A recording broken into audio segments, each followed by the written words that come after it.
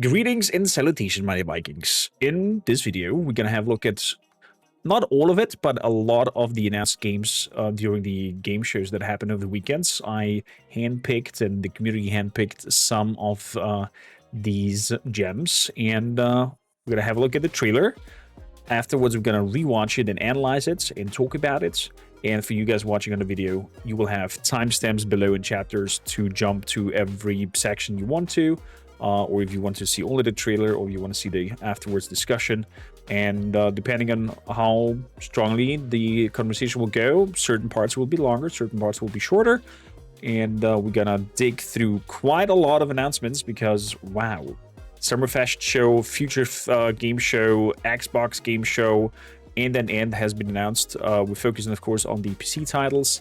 Gravitas being towards RPGs and strategy games, but who knows, maybe some other titles sneaked in as well. So with that, we hop into our dear friends from Alcat Games, who have announced the Expanse. And the Expanse, it's going to be a third-person sci-fi action RPG, but we're going to talk after we've watched the trailer together, or whatever footage we have. So let's enjoy. Let me know, of course, if audio is good or not. Fregata Gemini on a rescue mission, Astrid Boils. Starts just like the TV show, but I'll zip it. Let's enjoy the trailer. Zafar, pull up NavTech. Just a sec. Got it. Taki. We gonna find out about your Kopang right quick, okay? Just want to do him justice. Stuck his neck out for us. Least we can do is get him out alive. We've got big enough guns to make justice, all right? Oh, Michael. To a man with a hammer, just about everything looks like a nail. Aim for show. Time to say oh yeah with our hammer. Missile range in 1 minute.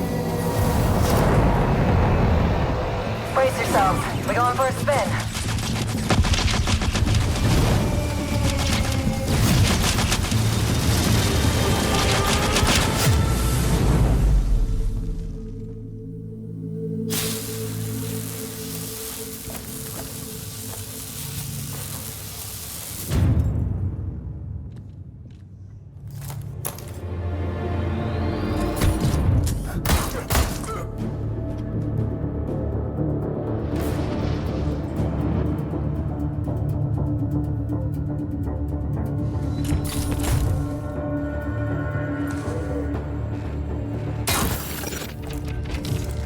Zafar, did you get a signal? After the large haul down this corridor, they shut down this part of the facility. Long time before our arrival. Fine. Let's deal with those guys first.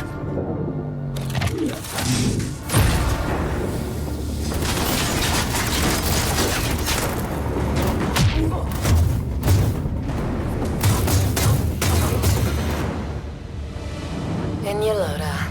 They never look up.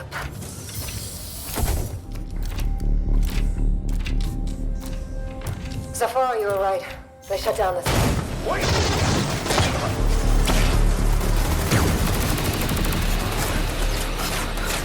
Yolota! I need backup! Hold on, I'm coming! I'll cover you.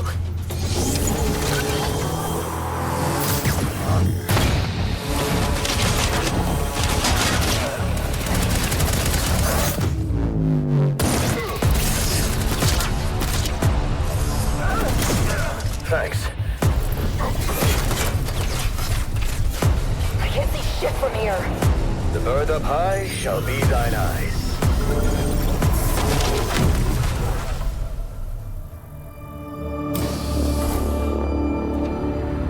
What the hell happened here?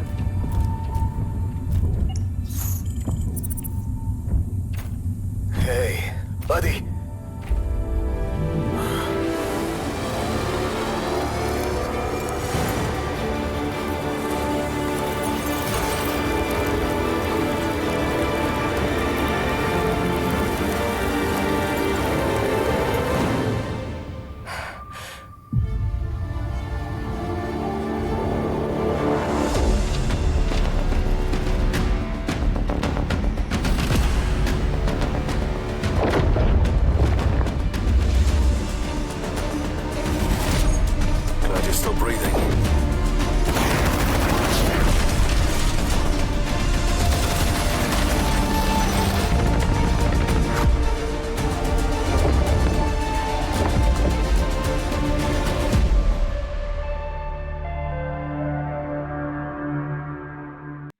Wow, just pure up wow. What what a presentation. And I'm also very excited to see Alcat Games going away from their isometric top-down and daring a third-person action RPG. So far, I am impressed with the visuals that we had. I'm impressed in which direction it goes. From the uniforms, I didn't really caught which faction they might belong to. I thought first they are some sort of Martian security detail or something like that. But info says the Expanse Reborn is a third-person sci-fi action set in the universe of the popular TV series The Expanse. Players take the role of pink water security mercenary during the events of Season 2, Book 1 and 2.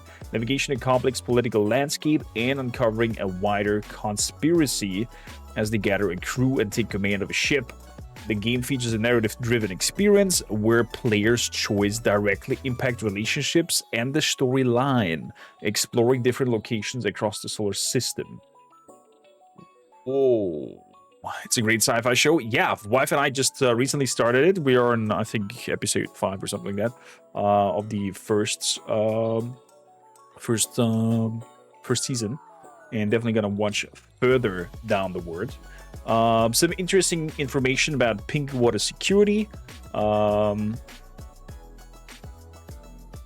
It only says that we're a mercenary of that group and we're getting caught up in a chain of a larger conspiracy.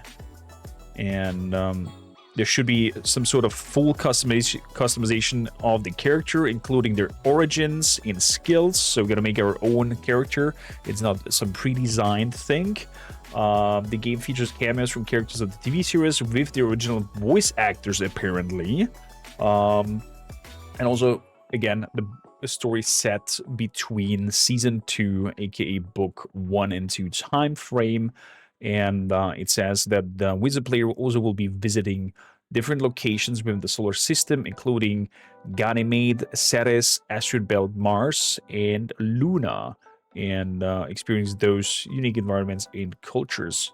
Other than that, also that our choices and consequences will alter how the storyline will go, and also the overall narrative. I find it interesting that there is a White Walker in the back. Game of Thrones crossover. From what I've heard also from Alcat Games in our talk is that the narrative will be going into a different direction. This seems to be their own approach on the IP, their own approach on the storyline.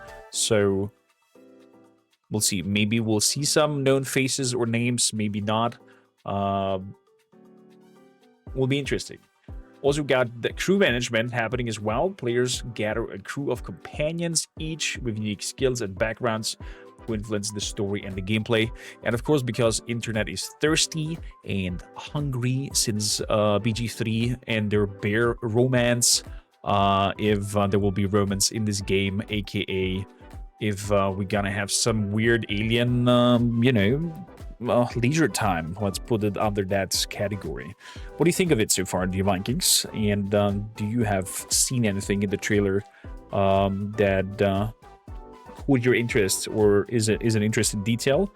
From here onwards, we're gonna do the reaction, I think, at the beginning of the video, and then let the trailer run one more time at the end, fully without me on screen. I think that vice versa will be the better call over there. If I hear Avasarala talk, I'm gonna melt in the game. Could you elaborate who Avasarala is? Me as a noob, I was just started to get into the world of the Expanse, so you might need to tell me more about it. Human sees alien and asks himself, can I fuck this? Yeah, that is how humanity works, especially how our internet brain works at the moment. The internet is for porn. I think the game was the biggest surprise to me. Hadn't heard any rumors of it happening. Yeah, they kept it very nicely under the hood. Alcat said that they have another project in the works in Unreal Engine 5 that they're working besides Dark Heresy Warhammer 40k. And on top of that, we're gonna have the developer or parts of the developing team on Thursday of this game to interview, to showcase, use some gameplay footage, screenshots, maybe even something exclusive. It's still in the talk. We'll see if we are allowed or not allowed to show or share something. So fingers crossed to that, and also Q&A. So if you have any questions or want to pry holes into the developers, Thursday is your chance. She's the Secretary General in the United Nations in the Expanse. We're gonna find out. We're gonna find it out. So let's run it one more time through and have a quick look at it and stop here and there. So we have it over here, the frigate Gemini. This is the frigate that apparently is part of our security detail, aka mercenary group. What I find really cool in the Expanse is they think about gravity, they think about physics. You saw the ship do a 180, put its thrusters up to lower its approach speeds, and then started to turn around and do its approach and whatnot. So I think that not only the books, also the TV show, but now also the game depicts this in a very cool way. And it's not just you can do your dogfights without the influence of G powers on you. I thought this is a very nice detail to the whole spiel. The typical cop that's was in a TV show he's drinking his coffee from. So the uniform over here. What do you think? What do you think? Pull up NavTech. Just a sec. Could it be Martian? I mean, do we know more of the Pinkwater security? We're gonna find out about your Kopang right quick, okay? Just want to do him justice. Who are the Pinkwater Stuck security? his neck out for us. Least we can do is get him out alive. We've got big enough guns. The Pinkwater security. Oh, Michael. To a man with a hammer, just about everything looks like a nail. Aim for show. One. Time to say oh yeah with our hammer. Missile range in 1 minute. Pinkwater Security is among several corporate security firms operating in Ganymede. In addition to general politics, duties similar to Star Helix Security on Ceres, firms like Pinkwater are employed to protect the highly valuable agricultural operations being conducted on the moon. Ah. Interesting. This scene over here shows me that, I guess, gameplay-wise, we're going to have a lot of tactical approach to 0G. So with those metal boots, we probably will be able to do a lot of floating and spiels like there. See again, even if it's just an execution scene where she's shooting those two, they were attached with their metal boots on the surface and being static thanks to that, but their upper body becomes floaty as soon as the muscle tension leaves the body because they're dead. I very much hope this will be a PG-18 title and they're not trying to flourish or make it, I don't know, more approachable to the younger audience. I want a raw, brutal, sexy sci-fi story to be told over here.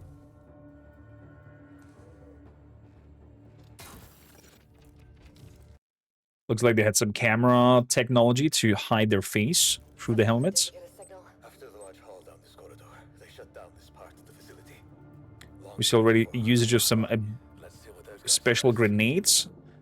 So I guess that's what he mentioned with companions having different abilities. What I'll be curious is how to control those abilities. Will we have it something simple like Mass Effect-like, where you have hotkeys and then the game pauses and you can like choose the area where the ability should happen or the target that you will happen? Or will they try to make it more innovative and have the AI decides some sort of like Rainbow Six, I think, had it. Was it Rainbow Six? One of those breaching games where you could tell your AI to do certain specific things on commando to be more tactical in the approach. Here again, Magnet boots on top. As he said, they never watch on top and gone. They never look up. Exactly, exactly. Welcome in, Turtle. We're talking about the Expanse right now, and feel free to join. The more gore, the better, you see, Raven. Well, I agree. I do like gritty, dark games.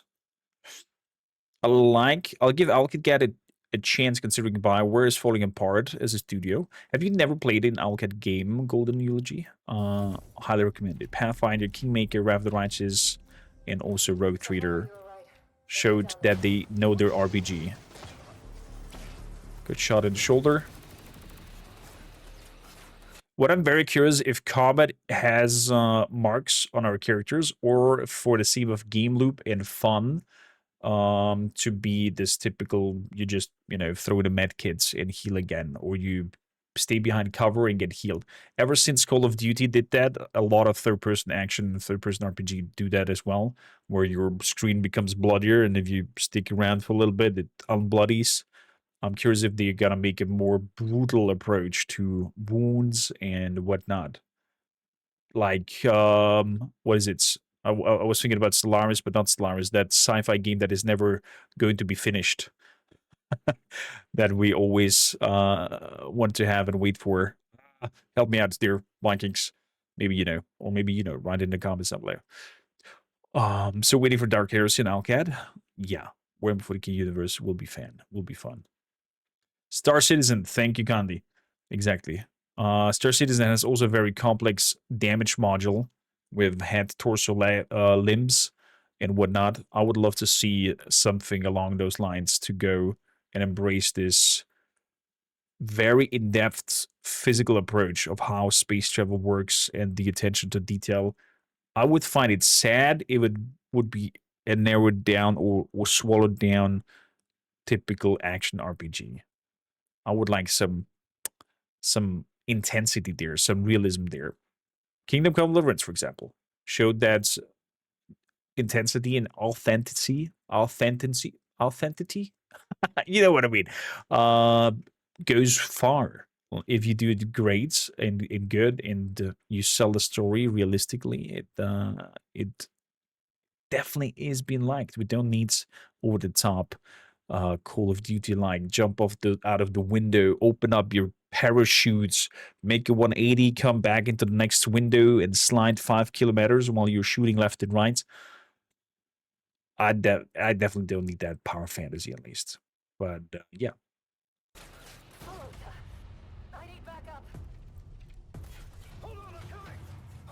So overall, we see here some mechanical gadgets. We see mobile shields that is pulling up. So I guess we're gonna have some tank abilities. We're gonna have electronical drones and gadgets that will help us. And here he is activating some sort of thrusters to give him a shoulder push, boom, and knock him away from the grounds. Again, some technical support with a shoulder gun.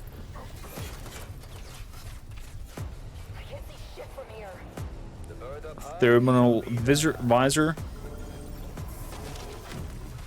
Nice. Explosive environments. Oh, imagine if the territory would be destructible. Thinking of Red Faction right now.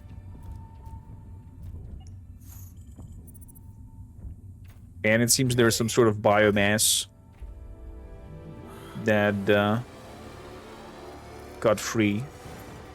Also, this Crystal Man seems to be alive because he's reacting with his eyes. It's very pretty. Very, very pretty. The Expanse. A series report. Look at that. And this is just pre-alpha game footage.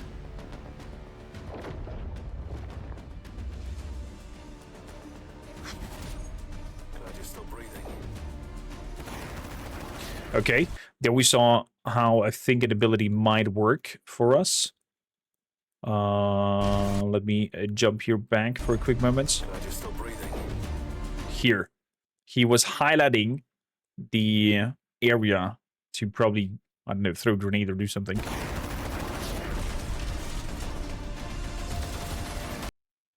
Here again, we see he's aiming at something, and we see the cover button coming up.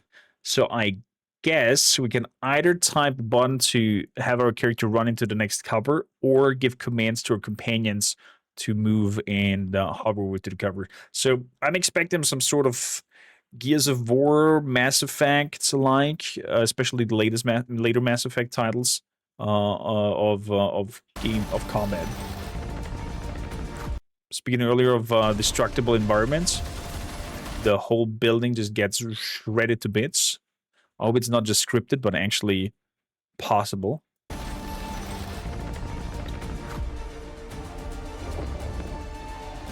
Oof. That looks wild. That looks wild. The Expanse or Series Reborn. I'm curious, for those also watching in the video, and for you guys here with me, is what kind of wishes, expectations do you have? And what would you like to see in the Expanse or Series Reborn? Let me know, and I'll redirect it to Arcade Games and tell them of your wishes. Ahoy, like, you know, this pirate saying ahoy, or sea people, I guess. Sea people, seafarers. Ahoy tries and wants to create an naval combat experience in Unreal Engine 5. And I'm not sure how much in detail they want to go in terms of open world exploration, trading systems, etc. For the moment, it seems like they're focusing more on the naval combat itself, ship models, historically accurate directions, and overall it's looking very promising. So look at the trailer and their Kickstarter campaign, and afterwards I'll lead the trailer one more time for you guys to watch without any commentary. Let's have in there. Ahoy. This is a work in progress. All footage is captured on Unreal Engine 5 using in-game assets. The Artemide. Okay. Very detailed. Every voyage begins with a plan.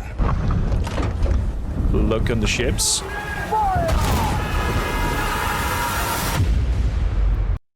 I see that there was no limbs and bodies flying. I expect more gore. A vision etched on parchment. Is this foretelling glory? The English flag? Downfall. Okay. Nice looking saber. It is in our nature to conquer what others fear. Death and dishonor. Fame and fortune. The life of a sea captain is one of duty and relentless pursuit. True riches are not in gold and jewels, but in the stories we bring back and the legend we become. I hope, seeing this right now here, that we're gonna create our own sea captain, that he is learning by doing, that he has skill points, that we have some RPG elements here, that we're putting our crew together, that there's different, you know, companions that you can hire with different skill sets, or maybe different special abilities that it can use, manufacturing using the ship itself. Pirate Yakuza, but more serious. Exactly. I want a gritty, more serious, detailed pirate game or naval game. That doesn't have to be pirate necessarily. Piracy can be part of it, but I would love to see another great naval game. The last one that I played that I really liked and played tons and tons of hours was Sid Meier's Pirate. And that's what now, 20 years ago? I don't know, quite a long of time ago. And I would like to see finally a good naval game again. Sea of Thieves is of course also fantastic, but it's too comical elevated into jokingly. Skull and Bone, get out of here. But never at our final destination. Terrible game. Look at that. The British fleet. So we chart our next course. We sail. We fight. We endure. For the voyage is life. That teeth gritting. And life is the voyage. Some dolphins. Do we get to see also some sort of in-game parts? We do, because this is nearly 20 minutes long. Hello and welcome to Port Royal, Jamaica, the vibrant heart of the West Indies in the year 1780. I'm Tyler, lead developer at Capstan Games. Hey Tyler, we talked a little bit in Discord. Sail with you on an extraordinary voyage to the 18th century age of sail. With our project, Ahoy. Okay, so we're set in the 18th century. Nice. Ahoy is a first-person, multiplayer naval experience rooted in real history, built to capture the thrill, beauty, and brutality of the Age of Sail. Oh, so this is going into a multiplayer direction. Interesting. Okay. I have my doubts now. Will it be subscription-based? Will it be microtransactions? Will it be pay to win? Every time I hear multiplayer and public interaction with people, there has to be some sort of moneymaker to keep the servers up, to pay for everything. Yes, the purchase for the game is a little boost of money, but keeping and upholding that is very expensive. This isn't fantasy. There's no monsters or magic. Yes, just a salt thank you. air, billowing canvas. I don't need roaring magic. cannon fire. Yeah. It's a world that we believe deserves a place in modern gaming, one that's often overlooked, Hollywoodized, or simplified. Tyler, I love you. Thank you. Speaking already of simplified, I'm sold. You'll dive into the world of fully immersive multi-crew gameplay, where cooperation is the key to victory. Every player begins their story as a naval officer, bound to the strict regulations of the Articles of War. Oh. While their path may deviate from that of the navies over time, this trial by salt and sea is the making of every captain's grasp on seamanship. Whether you're captaining your own ship or wish to become a vital part of a friend's crew. Wait. Vital part of a friend's crew? Does that mean that we could, as multiple players, navigate and steer and contribute to the effectiveness of the ship? Like, just like a simple gunner of like stuffing cannonballs in there and be like, and then light the fire and see the smoke go out and don't even see what's happening on deck. Teamwork and organization is essential to manage, sail, and engage in fierce naval combat aboard these stunning vessels of the past. They definitely went for historical accuracy here with along the rope system that I see here on this two-master. It's fantastic. Question is, and this needs to be then highly populated, or the AI needs to be as good to keep on the same level-ish as a ship controlled by only players, because otherwise it will become quite unfair, or people who would like to play solo wouldn't have a chance. And again, it's a multiplayer game, so why jump into a multiplayer game to play solo? But that's a different topic. There's one captain who become the crew, so it's like a multiple spaceship crew. Games we're getting, maybe. You and your player officers will this looks like a carve out cuddy. your own path through the management of your NPC crew and the complexities of navigation. Okay, we get an NPC Ahoy crew. is a skills-based experience where seamanship should be easy to learn, but hard to master. Sounds fair. Give us the structure. Our voyage today begins with a clear structure, what we call our staged development plan. We're not pitching a sprawling open world on day one. That's our long-term vision, and it's still on the horizon, but what we're building first is a solid foundation. Sounds good. Sea Trials will be our earliest playable release. I guess we're going to get all kinds of sea ships to try them out, to navigate them, to probably have some sorts of combats in narrow water against one another, and test our mettle, and have a working system of physics, of ship navigation, and skill sets and whatnot.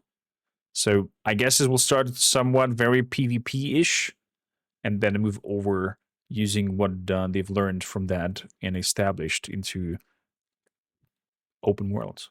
It's a peaceful sailing experience focused entirely on the feel of the sea. Working the sails, steering the ship, pure sailing, and learning to navigate. It's your introduction to the core mechanics of Ahoy, and it's where we'll shape the handling and interactive systems of our ships alongside our early backers. So just purely sail your ship. Yeah, as you said, Otarik. Following on from Sea Trials, we move into Arena, our first public release. Arena is a competitive PvP experience. 2 teams, multiple ships, intense naval combat. It's fast-paced and focused. Arena places you in one of many real-world locations. Oh, We often choose these battle maps based on key historical engagements within the Caribbean. Each map location will be a contained space, which can be used for any of Arena's current or planned game modes. At Arena's public Interesting. release, we intend to feature many different ways to play. For now, there are 4 key modes we plan to include. Firstly, so look here. Set trials is peaceful setting, beaten quarters, 2 teams, multiple ships. Now Mafia, every captain for themselves. Oh wow. And Dominion, capture and hold objectives. Sea Trials, a continuation of our original alpha release. Sea Trials will allow you to continue to peacefully sail together with friends within one of these contained maps. Nice. This is a great space for some role-playing, practice sailing, or community-arranged races. Next is Beat to Quarters. Pick your ships, set sail, and engage the enemy head-on. Work as a team to overwhelm the enemy and bring victory home for your nation. Oh, that sounds fun. Next, Mafia. Named for the staged naval battles of ancient Rome and later revitalized in 18th century pleasure culture. This mode pitches ship against ship, every captain for themselves. The last ship left afloat takes the spoils. And finally, Dominion. Each map is divided into key objectives. Work as a team to capture, hold, and defend these objectives in order to maintain dominion over the sea and secure victory. Arena's broad range of possible game modes really opens the doors as development continues. While we only The last part sounds kind of like in Battlefield on water, you could say. intend to launch with these 4 game modes, we can see great reasons to explore other forms of conflict in the future, both on land and at sea.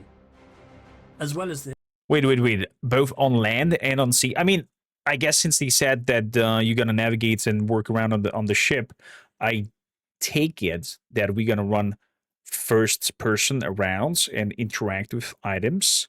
So will be the combat then also an active combat where you have to dodge, block, pistols, etc. Interesting.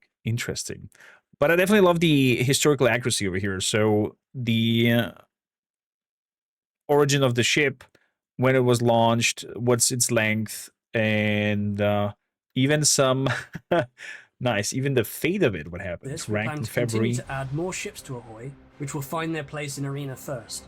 Each new ship will bring a new strategy with more ways to engage the enemy.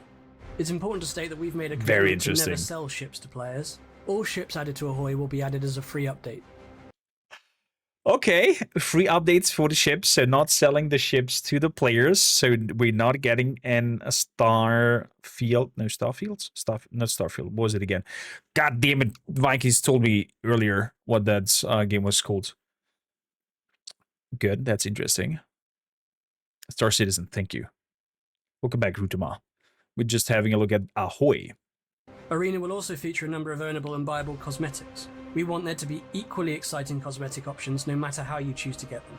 All cosmetics, whether earned or bought, can be further customized as part of your ship or uniform, allowing you the final say on colors, patterns, and other details.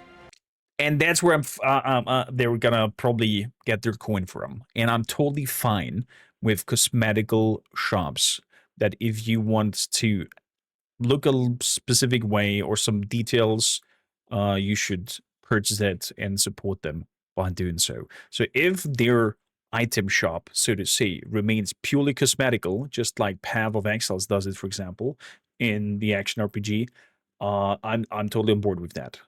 If there's ever going to be some sort of purchase that makes it pay to win or easy to play, then I might be getting upset and not playing this game. The 18th century was an immensely colourful period, especially when it comes to fashion and ship architecture, and we intend to fully represent the wide range of expressions shown during this time. We're hopeful that Arena will be an amazing place to explore naval combat like never before. Should Arena succeed as we hope it will continue to fund the future of Ahoy. That's where our vision for Ahoy really expands. Oh, the open worlds! Our ultimate vision Getting of a Ahoy nerdgasm is here. to build a persistent, multiplayer, open world. Do you know that meme with like, take money, take. I don't have my wallet over here, but I would just throw my wallet right now on the screen. Oh, there's no good proper pirate. I'm not sure why I'm always on this pirate thing, but there's no good naval game out there in that first person to experience that, to be around with. Just imagine us being on the ship, somebody, maybe me, playing captain, giving commands, raise the sails, put that, do that, with a crew maneuver, lower the sails together, and just drive out into the open and have a good conversation while we get into our destination, planning out the next steps, having maybe multiple ships or starting a little fleet going on because of trades picked up, or I have to stop, otherwise I'm getting into a rabbit hole and I never got to stop ending talking about the possibilities and my wishes of a good naval combat and naval ship game. Imagine the entire Caribbean coastline fully explorable. Player-driven economies. What? Long-standing factions and naval conflicts. Yes. Trade. Yes. Smuggling. Piracy. Yeah. Oh. The true Age of Sail dream. Oh my goodness. The open world would become a living and immersive recreation of the West Indies. We envision a Caribbean where you can sail from end to end with a mixed PvP and PvE environment, where players smuggle, trade, and wage war across national lines. You might recruit a crew from a tavern in Havana and set sail at dusk, chasing whispers of a French convoy headed for Port-au-Prince. You might run dangerous cargo as a merchant, raid enemy shipping lines as a privateer, or sit quietly with your friends playing chess as your ship drifts under the starlight. Oh. Every player would find their role within a constantly evolving world. We're extremely passionate about this open world vision, and it's what we really want to build. But it's clear to us that this is a vastly ambitious project, and it remains a broader vision of what we'd wish to build in the future. Everything we're building now, both with Sea Trials and Arena, lays the groundwork for that future. Tyler, very well said and sold your project here. I like it. As long as there's no forced PvP in game. I mean, there's probably going to be areas where it's going to be open sea, and then there's, free for all. I don't want to ruin the mood, but it sounds too good to be true. It does sound good to be true. It does sound too good to be true. But he's kind of like very subtle and mentions that that's their future dream. We'll see what's going to happen. We'll see if Ahoy gets enough traction when the exploration / arena pod comes out. Definitely watching this. I would like to talk more. I think I just gotta poke Taylor at the end because we talked way before this project was a thing. I wanted to hook them up together with Hooded Horse, the publisher, on their project.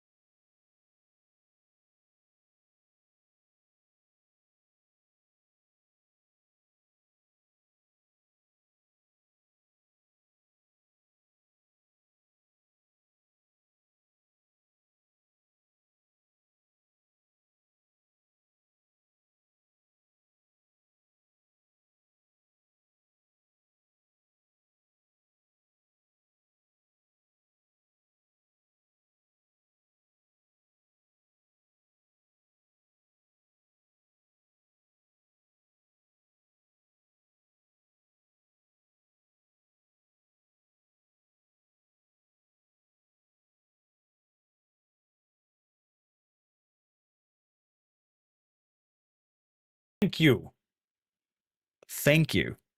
I don't know why we always have to have filters in front of us of telling a story. Stories have been grim and dark and nasty, and that's how they should be presented, in my opinion. It's nothing against the culture. It's nothing against any color. It's nothing against any wherever you're from. It's just history as it was during that time. And I'm happy when developers dare to be authentic and not try to shy away from showing the ugly picture of how it was. While it of course goes without saying that these events will not form the basis of any gameplay features in Ahoy, Players will not participate in these acts of brutality. We are actively engaging Totally fine. in academic debates on the subject. We're incorporating those consensuses on the subject and its proper representation in video games into Ahoy's vision. It is vitally important to us to ensure that our digital representation of this world acknowledges and reflects this difficult history with a careful sensitivity and duty of care. These Fantastic. stories of hardship and suffering deserve to be told, and we feel that video games are a form of storytelling that can educate and inform like no other. We feel compelled to make the commitment Totally that we agree. will not sanitize the past for the sake of marketability or simplicity, and we hope we can, by extension,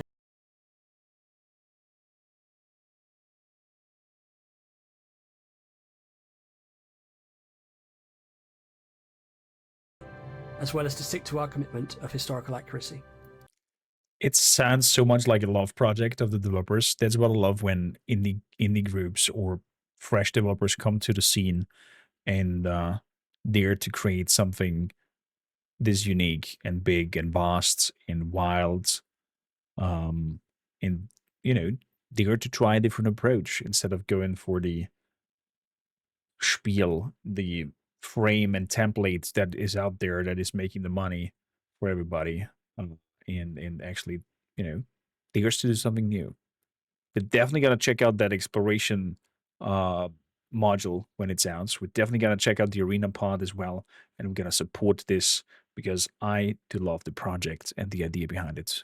And it sounds for me, or at least in the video, he's selling himself very well, and it gives me the vibe that he's loving what he's doing, and this feels like a passion project. And I think we're onto something here with this. I think we could get a wonderful naval experience that I personally am waiting for since forever. I was hoping it together with Sea of Thieves. It's beautiful, don't get me wrong, but it's too comical. It's not taking itself too serious, and I want something more realistic, more gritty, where jump a ship with 20 other peoples and we have to work hard together to make the ship work, to achieve something, and to get from A to B or to survive a situation. That kind of experience I would love to have and go for. If they succeed to make those ships as detailed as they see, it might just stay in dock to go through the whole ship. Yeah, exactly, Rutama. I would just take a blueprint of the real vessel and just do a comparison, have a look how well it did. Raven says, don't sugarcoat. Most of the time, the game's better when it's real. Exactly. And it's disrespectful for the people whose history is romanticized. I think so too. Yeah. It should be told as it is and was.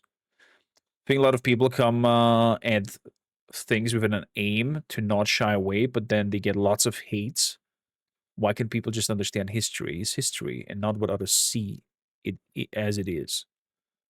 I know what you mean, Turtle. Yeah, there's probably I'm pretty sure that somebody out of context, not knowing what the fuzz is about, will write some nasty crap, probably in this video's comment section, because he saw pictures here of slavery and people being beaten up and sold or whatever, and has no clue, and to be like, oh, you're advertising this.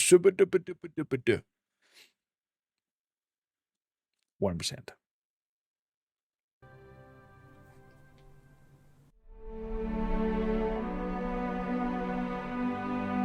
Also, if this happens, I'm gonna grab myself a 3-coner and Dreispitz. I don't know the English term for it. And I'm gonna sit here in privateer uniform and roleplay the living crap out of this. And whoever joins me will join a fantastic crew. And I'm probably gonna learn all the seafaring slangs and terms and words. Tricorn, I think is the word. Thank you, Golden. And go all in. I think if that open world thing would become a thing, this channel will turn into an sailing game, sailing channel, sailing entertainment. I think. I can't tell you how much I love this idea. So let's talk about the roadmap. Depending on the success of this Kickstarter campaign, we are targeting a closed launch of our alpha release, Sea Trials, in Q1 2026. Okay. Start of next Over year. the course of that year, we plan to continually update and expand Sea Trials into the full arena release. Throughout this period, backers will gain access to key milestones, helping us test and refine every aspect of the game. Sounds fair. We're targeting a release of Arena for Q4 2026 as a standalone experience through our own launcher and on both Steam and Epic Games stores. We don't currently have a release plan for the open world at all.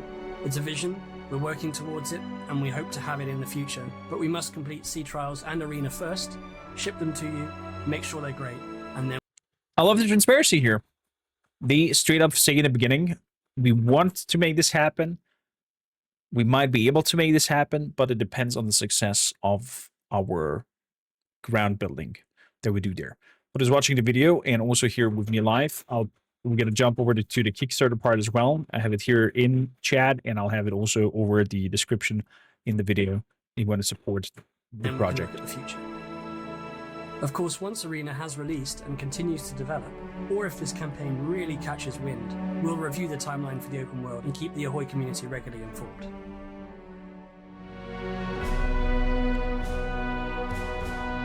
Why Kickstarter? Simple. Such a project costs a shitload of money, and nobody has that money just lying around, and they need support to be able to pay for the people to work on that, to establish and work and evolve the mechanics and the assets and everything around it. So probably they wish to remain independent and not have a publisher on their head that forces them to put out a game that is not their vision, because there is a timeline where they have to deliver. Otherwise, the publisher will be like, yo, we're shutting this down. You're not making us any money or whatsoever. Fingers crossed. I hope they can remain independent, or they find a publisher that gives them the coin they need and the time they need to make their vision come true. What did horse? So why Kickstarter? Wink, wink. We want to stay as independent as we possibly can. Yeah. The games industry is, quite frankly, in a bit of a mess at the moment. We've seen friends and past colleagues let go from their jobs in the industry, and we've watched as veteran development studios are closed forever. The best course of action we can possibly take would be to work with our community more directly in the financing of production, so that we are beholden to the players rather than marketing beats or external deadlines. We have explored opportunities to pursue other forms of funding, but the compromises that could come with it, rushed timelines, simplification, loss of control, these compromises don't sit right with us. We're committed to building something that respects history, rewards attention to detail, and doesn't fall back on cheap monetization or Hollywood-style storytelling. Your support through Kickstarter and beyond will help us build Ahoy with our community, for our community, and keep our vision intact. Oh my goodness, he's just speaking out of my soul with this, with the whole idea here of the Lego pirate over there. So it'll be done when it's done. Yeah, it will be basically a naval version of Star Citizen. Let's hope not, but yeah, we'll hopefully see here a nice project come to fruition, and I want to support that. This game is giving me Days Before vibes. Why that, Mr. Franklich? By the way, welcome in. Never use the Patreon sites, but I guess Kickstarter gives them the best chance to get some high-value investors to fund it over like Patreon. Yeah, exactly. Kickstarter is basically like Patreon, just for projects and whatnot. And I think Kickstarter takes like, I don't know what the percentages they get when a project sees fruition. Should we start a counter for every time Coremaker mentions the game we should name? Maybe. Star Citizen. Capstan Games is a small team scattered across the globe. We're a group of developers, artists, designers, researchers, musicians, and performers, all bound by a shared fascination with the sea and a passion. Performance. If you devs, if you seek one, voice acting, marketing, connection to the gaming industry, yeah, I would like to join. For storytelling. What we've achieved so far has been built by volunteers and part-time. He was jokingly mentioned that you're sitting around in the ship playing chess with another player. So actually gonna sit first person, look at that, with another crew member, and my roleplay brain explodes right now. Freelancers, working late nights and early mornings because we love what we do. To take Ahoy to the I next didn't level, expect that. we simply need more hands on deck. With your support, we can bring additional experienced developers on board to accelerate our timelines and meet the standards of quality that we have set for ourselves. While we are looking to grow the team, we believe engaging, detailed and expansive experiences like Ahoy are more and more accessible to smaller teams. We want to They have recorded it. Well, that's remain cool. That's homegrown a good idea. with a dedication to detail and accuracy, however possible. Let's have a look. Kickstarter rewards. What kind of packages do we get? So, you're ready and waiting to set sail on our voyage. Let's take a look at Kickstarter and some particular rewards that we're offering during this campaign. Mm-hmm. Firstly, for the Let's see here. Able Seamen. Ticket to upgrade the pledge, your name in credits, this could roll, early developer journal access, phone and 4K wallpapers. Okay. Midshipman, arena and game key at launch, founder's medal and a cosmetic item, as well as the stuff from prior. The other one, the acting lieutenant gets the same. The third lieutenant gets sea trials and alpha sailing experience. So at the as the third lieutenant, you get to access the sea trials. Over here, it's just arena, and game key. So this is like pre-alpha. Then over here is what seems to be the same. Probably metal or whatever will be different. I'm not sure what's the difference here with the second lieutenant and the third. Early bird limited availability. Okay, so this is kind of like an early bird thing, and this will be then the second lieutenant's later on. And then we have the first lieutenant's extra game key, ship catalog, digital one, and the stuff from before. Okay. The earliest possible access to our Sea Trials release, you are looking for the third lieutenant tier or above. This will gain you access to our early testing environment, currently targeted for release in Q1 2026. If Arena is more your style, any tier from Midshipman and above will gain you access to your choice of either a Steam or Epic Game Store key when Arena becomes available, currently targeted for Q4 2026. Whoa, If this you're goes interested on. in physical rewards, we have two special items to consider. For tiers of Master Whoa, and whoa, whoa, whoa, Commander, whoa. Back. physical rewards, we have two special items to consider.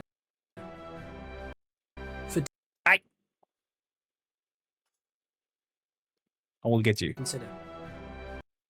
So then we have Master and Commander. We get a ship catalog. Post Captain, Founder Presentation Sword. Wait, you get a sword? 2 extra game keys. And the Founder's Figurehead for... Ah, okay. Never mind. It's a cosmetic item inside of the game. Gotcha. So you get a Presentation Sword and a Figurehead. Rear Admiral, you get lifetime content pass. I guess that's access to everything they've ever created or ads or something like that. I don't know where I got that. I think it was Lord of the Rings Online where I decided to go with a lifetime content pass because I was just so hooked by the game. I just feel that the scope of the game is too vast for a first game. It's the first game, right? We're gonna dive into that and see if they have created something beforehand or if we get some information about them in terms of that. If you're watching this on YouTube, feel free to write it down to the comments below if you know if the team has worked on a video game already or have some experience with that. I'm there with you, Franklin, but also groups like these and people like these are always the people that bring some innovation to the gaming industry and in their wild creations. Fingers crossed. They're a new dev team from the websites doing being under construction. Okay, so a new group, it says. Thank you, Turtle, for digging that up. And thank you for DMing me the the website. I'll talk to them. I'm already in the contact that talks with the project leads, Taylor, over the Discord. So I'll just refresh our talk with him and see if we can get some For tiers behind of the Master and scenes. Commander and above, a beautifully presented book detailing the current collection of ship reconstructions from Ahoy. This book will include all of the vital information, historical background, and wonderful imagery of each of these ships, as captured in Ahoy. Very nice. This book is also available in digital form from the 3rd Lieutenant tier and above. Or perhaps a real piece of 18th century naval fashion takes your fancy.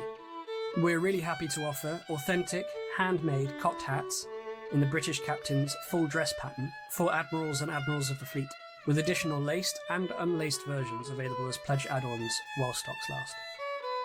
If in-game cosmetics is more your thing, we have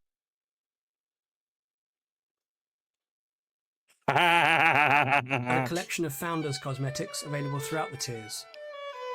Everything from That figureheads grin on the horse, on the Pegasus. to presentation swords. Oh, wow. Some of our higher tier pledges also offer the chance to become an NPC within Ahoy, or to sponsor the digital reconstruction and inclusion of a ship of your choice. Wow. I guess this is a call out to big investors to be like, hey, you like this game? You want to see it happen in fruition? You can even choose your own ship that we're going to then digitalize and make it a thing in the game. These are days where I think, why am I not a rich oil merchant from the Arab states to just come in there like, hey, here's $1 million. Take my face and put it on the most disgusting pirates in the world that just annoys the living crap out of the players and is overpoweringly strong and just, you know, and sails the Black Pearl or the Flying Dutchman or something like that. Put it on a raft. Just look at this game on the Kickstarter. It seems they have achieved their goal twice and close to triple. Oh, we're gonna be there in a bit. Well, there we are.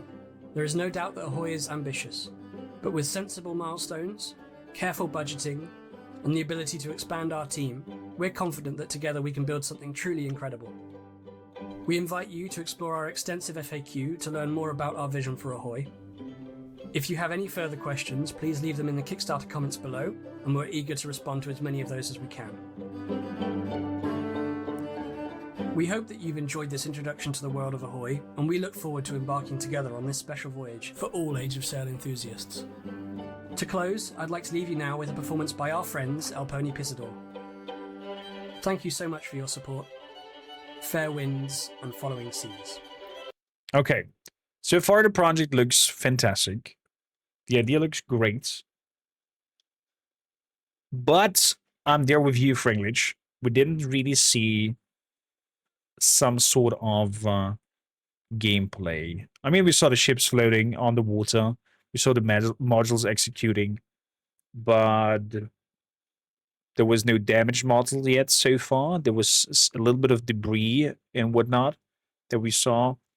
I'm curious if they will be able to execute cannonball hitting wood. How does the wood react? Physics. If they'll manage to make this work and not have the servers poop their pants because this is multiplayer. Yeah, let's see. If they let it through, they'll become millionaires overnight, 100%. And I don't mind. They shall. And it looks like we're ending this part here with a sea shanty.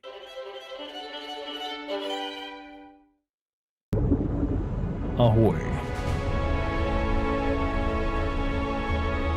Not bad. Not bad. Not bad, I have to say. Good project. I definitely want to keep an eye on this and get behind it. Release the Kraken! I don't think we're gonna see mythical creatures. Maybe at some point. Maybe. But I don't think so. I didn't think so.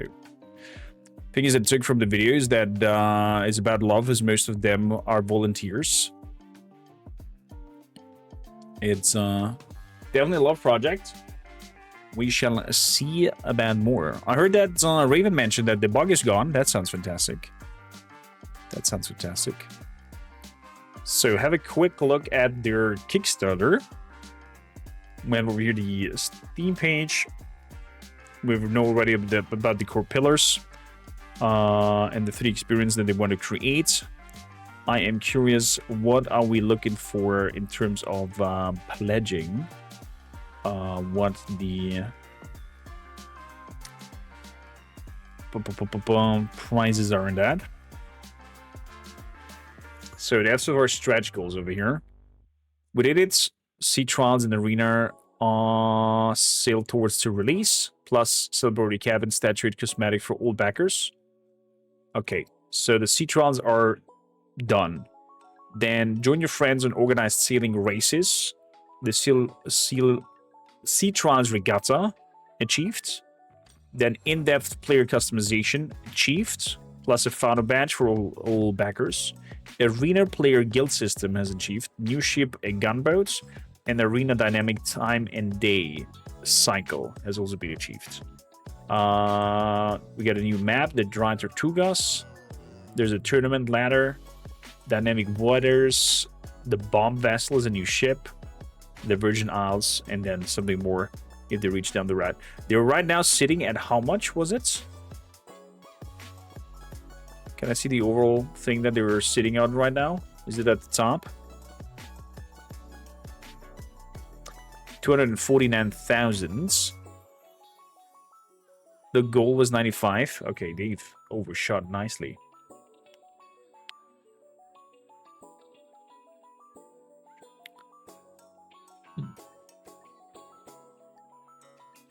Bug is still there? I see.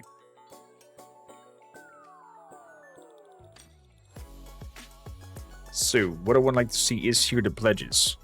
Second Lieutenants, 72 euros is more or less where you get the Alpha Sailing Experience, Arena, and Game Key at launch, Founders Medal, and 5 more things. There's the Eel Sealman, the Acting Lieutenant, the First Lieutenant. So the First Lieutenant is basically the same thing like the second, only this one is limited. Master and Commander. Found a signet ring. 7 more stuff. Okay. Or the sword. Rear Admiral. Vice Admiral. What's the highest one I wanted? Admiral. There's 10 backers on that already. You cannot grab that anymore. Lifetime content pass. No. Oh, there's Admiral of the Fleet with 8,000.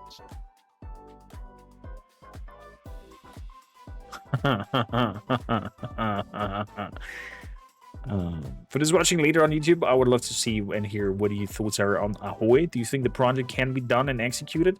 Do you think that this freshly come together team is dreaming too much that they can handle and chewing on a bigger stone that they can then deliver? Or can we be hopeful to see some execution here? Definitely gonna keep an eye on their progress and working on it. And we'll see.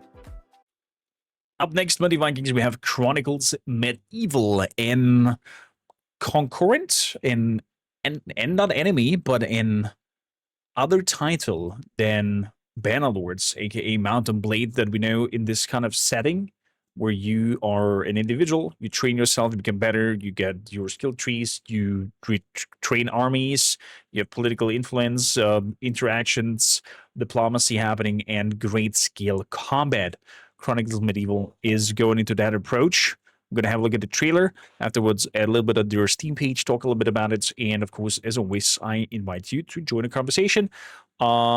This one is taken live as the whole spiel, the whole video already. And with no further ado, let's have a look at the trailer.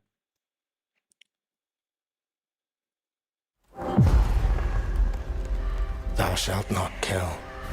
Fire. So the priests tell us. So the Lord commands. Raw power games. But ambitious Did men raw power do any other games? do not listen. Do we know that? I sought no war, Wow. but war found me. This is like Mount and Blade, but just visually I became like them. next level. I took up the sword, prayed I could win redemption through my deeds. But some paths, once taken, I saw the French-English banner there. have only one ending. There's again the English I shall find no peace. crest. On this road, there is only death. Blue and white. Who could the English be fighting during that time of there? Who could be another potential faction? So this already tells us two potential factions, the English and the French being part of this. So is this going into historical accuracy and actually using factions and pieces that are historical? Because Battle Blade is using made up people and personas and landscapes in being inspired by certain factions. Oh! Oh! Hold your horses. This is in-game. This looks fantastic. There again, the England's symbols that I see. Your red and yellow. Wow. Okay. Looks like two factions are fighting. Up there's, I guess, how many men are left. We have at the left side men-at-arms, it says, with life and our picture. Does that mean we can take control of any of our figures, or do we have one figure? It's just my story. Wow. Go write your own. Wow, there's the other army down there. Chronicles Medieval. Instant wish lists. Instant wish lists. So let's hop over to their Steam page and have a look at it. Chronicles Medieval lets you step into a vast dynamical medieval sandbox, create your character and forge your path from rags to riches, engage in intense combat, fight for land and glory and legacy, and lead massive armies into epic large-scale battles. Mount and Blade. First project, it seems. Let's see. Raw Power Games. Do we have anything else from you guys? No. Could be either a fantastic upcoming game or just making specific Unreal Engine, I guess it's Unreal Engine, assets look gloriously good to bait us into an upcoming great game. But this looks good. Good, good, good. Really good. Blue and white and boar. Blue and white plus boar crest. Who are they? The blue and white with boar crest typically represents Richard III of England. Specifically, he used the white boar as a personal device and badge, often depicted in golden tusk and bristles. Oh, Richard III. Interesting. Looks like it's a civil war then going on here. I see also some French banners over here. Did Richard IV side with the French people? Might have to catch up on history lessons a little bit again before we dive into this game when it comes out. Let's see about a game. Chronicles Medieval. What was that? Oh! Jesus. Scared the living crap out of me. Wait, there's an interview as well? An interview.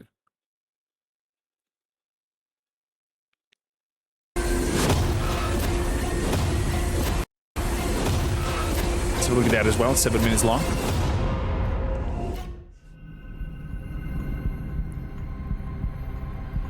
Chronicles Medieval. I'm hooked. History books are cool, but what if you could live it? Not just following a script, actually forge your own medieval chronicle. At Raw Power Games, we're not just making another medieval sandbox. We're creating something deeper, something unpredictable, and most importantly, yours. In this video, we'll give you a closer look into what we're cooking. From systems to swords, castles to communities. This is Chronicles Medieval. Okay, hit me. When I think about the tone of the game, of course, we wanted to highlight brutal and rough nature of medieval life and warfare, but we also wanted to not shy away from the visual variety involved in the world. So a variety of colors and styles, quite a vivid world that these people inhabited. Modern media tends to kind of fixate a lot on the dull and gray kind of aspects, but I think medieval life was actually quite colorful. We would like to create a world that can spark curiosity. So we decided to add enigmatic layers on the settlement, which hopefully can intrigue the players and motivate them to explore the whole world. Chronicle Medieval is kind of like my dream project. I feel super lucky to be able to work with a team who is so talented and experienced and also love medieval history and games like me. Talented and experienced, does it mean they've done their you know, their education, or had they actually have already made games and have experience there?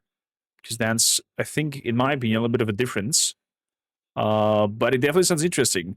The main issue that I had with Bannerlords and Man and Blade in general is that exploring those cities outside of the world map, like when you know, be able to go into a city and load into it, it was kind of like stiff and boring to walk through.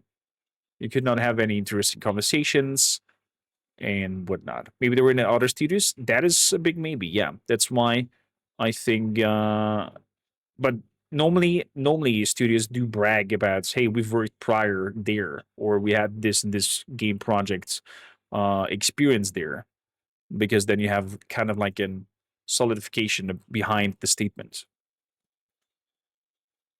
Let's continue. I am sure that when the game is finally finished, I myself will spend hundreds of hours playing that. A great deal of research went into Chronicles Medieval, and I really think what put together the believability of the history was all of the kind of little nuances of characters. So how armor is forged, how it's put together. For clothing and fashion, it would be how things are hemmed and kind of seam patterns. Or the concept team put a lot of research into fashion and how that evolved over the time period we're focusing on. One of the most exciting parts was kind of seeing our characters come to life so that then they can start killing each other.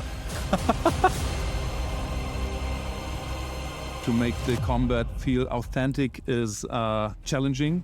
Motion capture combat supervisor. When we understand the concepts behind all the historical martial arts, then we can have at least a really nice and historical accurate visuality.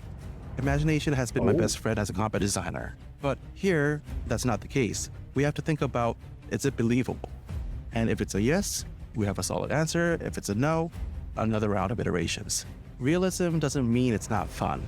While realism is really important for a game, we're not making a simulator. Do you want to fight this guy? That means that we do get the freedom to design, let's say, artificial systems to make it even better. We heavily rely on Bjorn's capping to add realism. And everything is nice and enjoyable for the player, also plausible enough for all the historians. What we're aiming for is to make you feel the brutality, the urgency, and the weight of your decisions. It's a game about killing someone, right? Any combat situation, whether you are in a battlefield or in a duel, you're trying to kill someone or disable someone right now.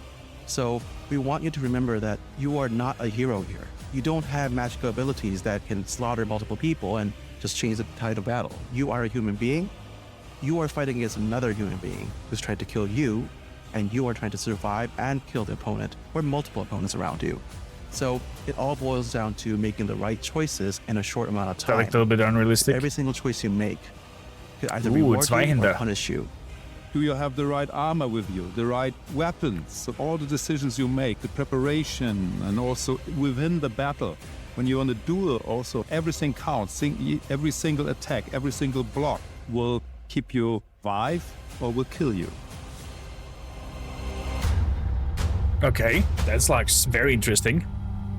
He has some serious long arms. If you were to ask me what I like the most about being an engineer working on Chronicles Medieval, it would be that we very early on made a decision to make all the systems that make up the gameplay and the decision-making systems be part of one whole framework. Okay. Today that allows us to mean be for us very as a player? reasonable about how we approach performance issues, but also how we approach gameplay interconnectivity. Because the gameplay interconnectivity is really what drives the game and makes it very dynamic for players when they play it. Okay. Chronicles Medieval is a hugely ambitious game. There's a lot of stuff that the player can interact with. Big character gallery of NPCs make meaningful decisions. Our battles are truly grand. So we put the battles into 3 layers. Combat layer, fighting one-on-one. Captain layer, where you command units in your immediate vicinity. Kind of the Braveheart fantasy that we're trying to get to here. And then we have the tactical layer.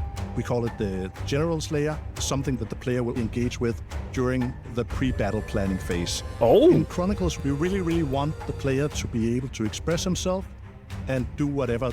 I think that was missing a little bit in Mount and Blade, is that pre-battle phase where you do that whole strategy planning and you know, behave like a general. You saw all that steam go. Wow. They feel like. If you want to be someone, if you want to chase something, I'm gonna have a look at that. And we want to, as developers, give you the opportunity to do so. So after you create the character that you want to play as, you're being welcomed into an exploration map that covers a big part of medieval Europe, where you are welcome to freely roam and do essentially what you want. You can go and visit settlements. You can go and visit castles. You can attack caravans. You can chase bandits. You can perform quests. You can also hire companions and have some adventures with them. You can participate in small or big battles. We take you from the top-down view of exploration map and throw you into TPP, where you can feel and see your character and actually be a participant of all the events that are there. So it also feels more immersive, and you can see and experience the amazing world that our artists also built. Wow. You being there is an important pillar of what we try to achieve. Less management, more immersion. There are multiple different systems that allow players to shape their journey and to also shape the world around them. We also have the entire economy that basically runs underneath the hood and drives all of the economic and trade situation in the world that you as a player can also influence. We are really trying to experiment with these systems to create more of a dynamic and real world. Chronicles Medieval is a game full of opportunities, and we can't wait to see what you'll do with it. History has already been written, but this time, you're holding the pen. Wishlist Chronicles Medieval now on Steam, sign up for our newsletter, and come join our community. Because trust me, we're just getting started. Okay, I'm hooked to Power Games. I'm hooked. I would like to see more. I would like to get into touch with you guys and talk about the game. Immersive medieval sandbox, large-scale battles that we're gonna have. Your choice, your journey. That sounds fantastic. And a beautiful evolving world. So where do you see co-op, though, on the Steam page? Online co-op possibility.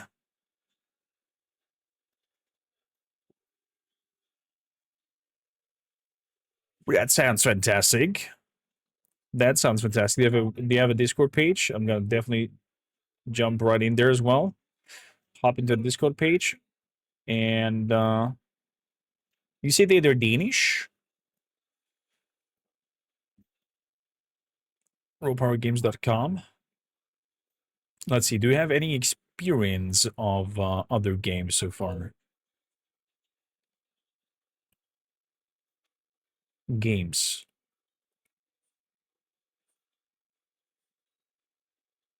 This is their first project. Okay.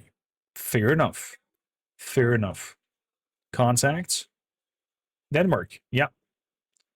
Danish Vikings are making the game. Oh. Fantastic. Fantastic.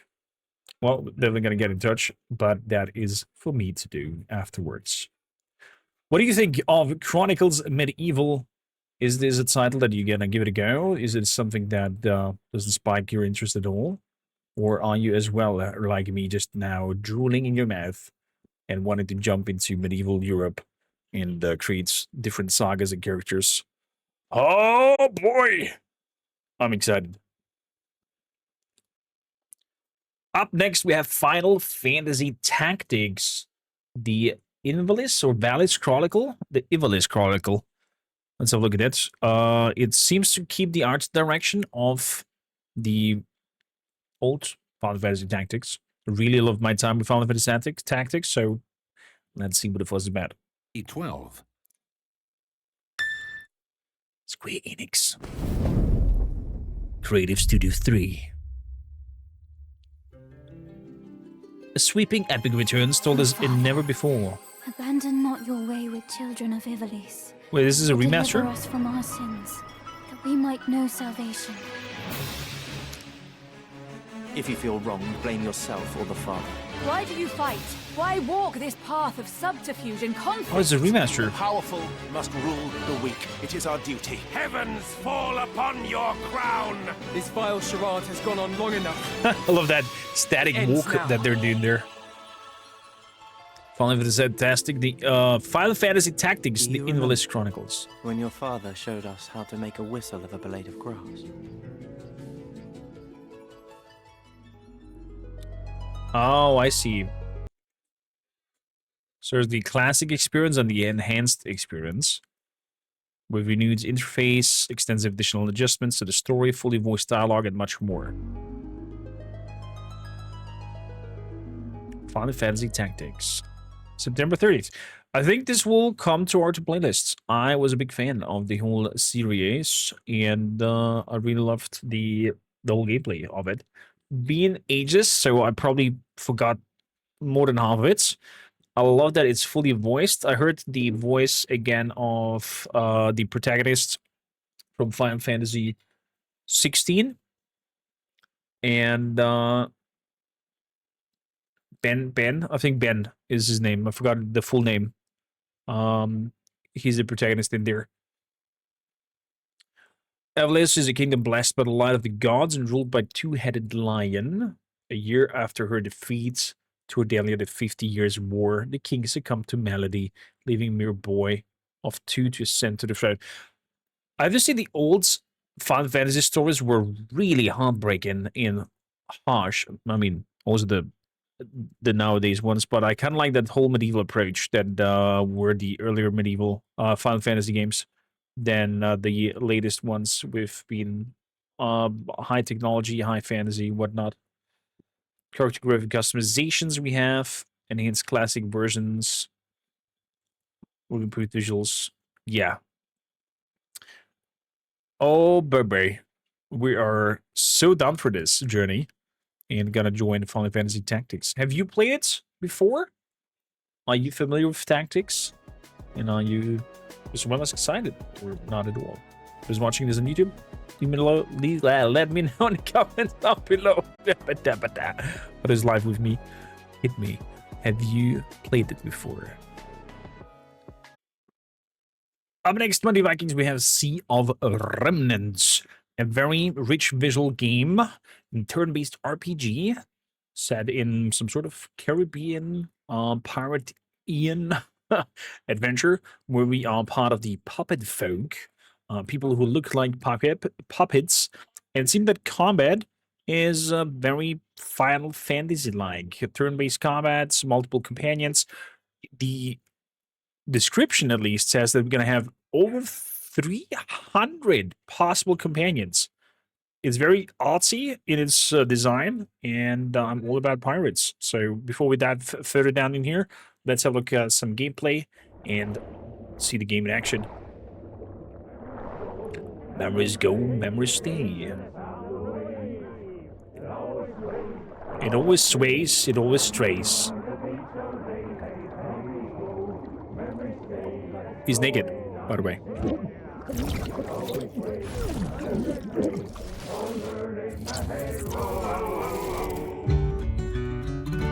My old man always said to me,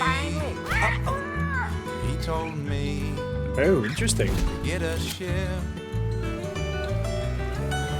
It's more like Fire Emblem with the cast being able to be lost. This looks very Sea of Thieves-like. Chasing the sound of the wave. It always sways, it always strays. Standing on the beach all day. Whoa, whoa, whoa. Memories go. Memories stay like there was earlier on a bridge there, and a memory powered. Memories stray. Blurred by the end of the day. Whoa, whoa, whoa, whoa. 7, 18. What was that? Was that weird feature? Nice music. Definitely enjoyable. Oh, the mega crab.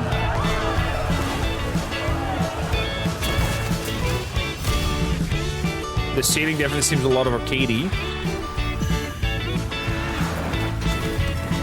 Yeah, we got our typical turn-based combat there.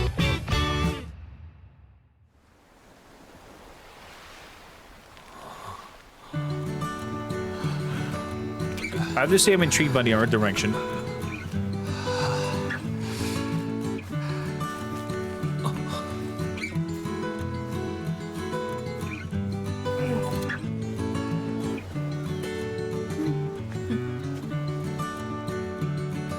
I could imagine they're probably gonna get a lot of companions that are probably able to die, and that's why it's 300 plus variations and whatnot in that endeavor. Let's see also the trailer.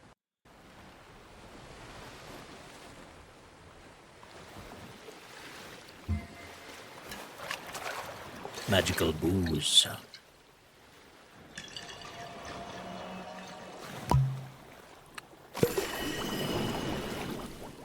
I left a nice piece of rock for the open sea.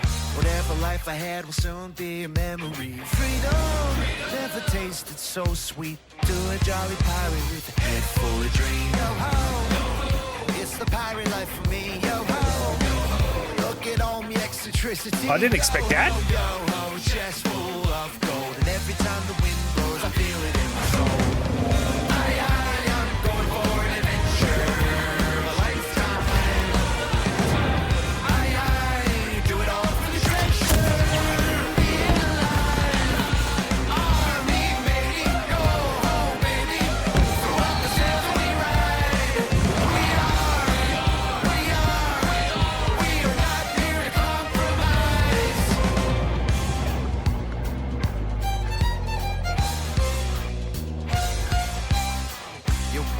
Are small next to the ocean. Out here, everybody's in motion. Can you feel it? Like a rebel from the deep, like a jolly pirate sailing out into the open sea.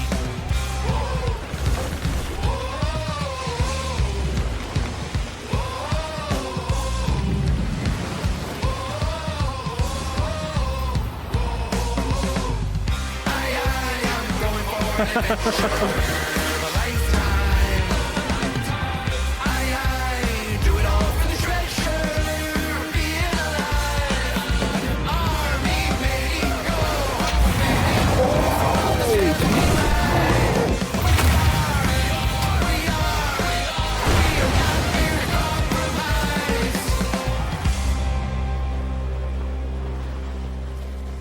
I agree that is. That's certainly a vibe. Emil, it's upbeats for you. That's okay. Music, it's never gonna hit all the tastes.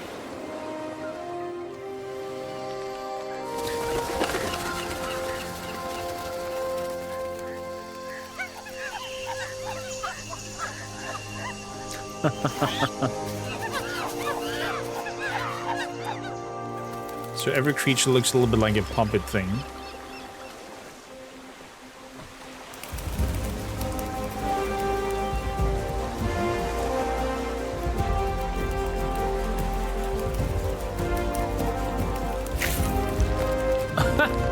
Got eaten by a chameleon. Okay.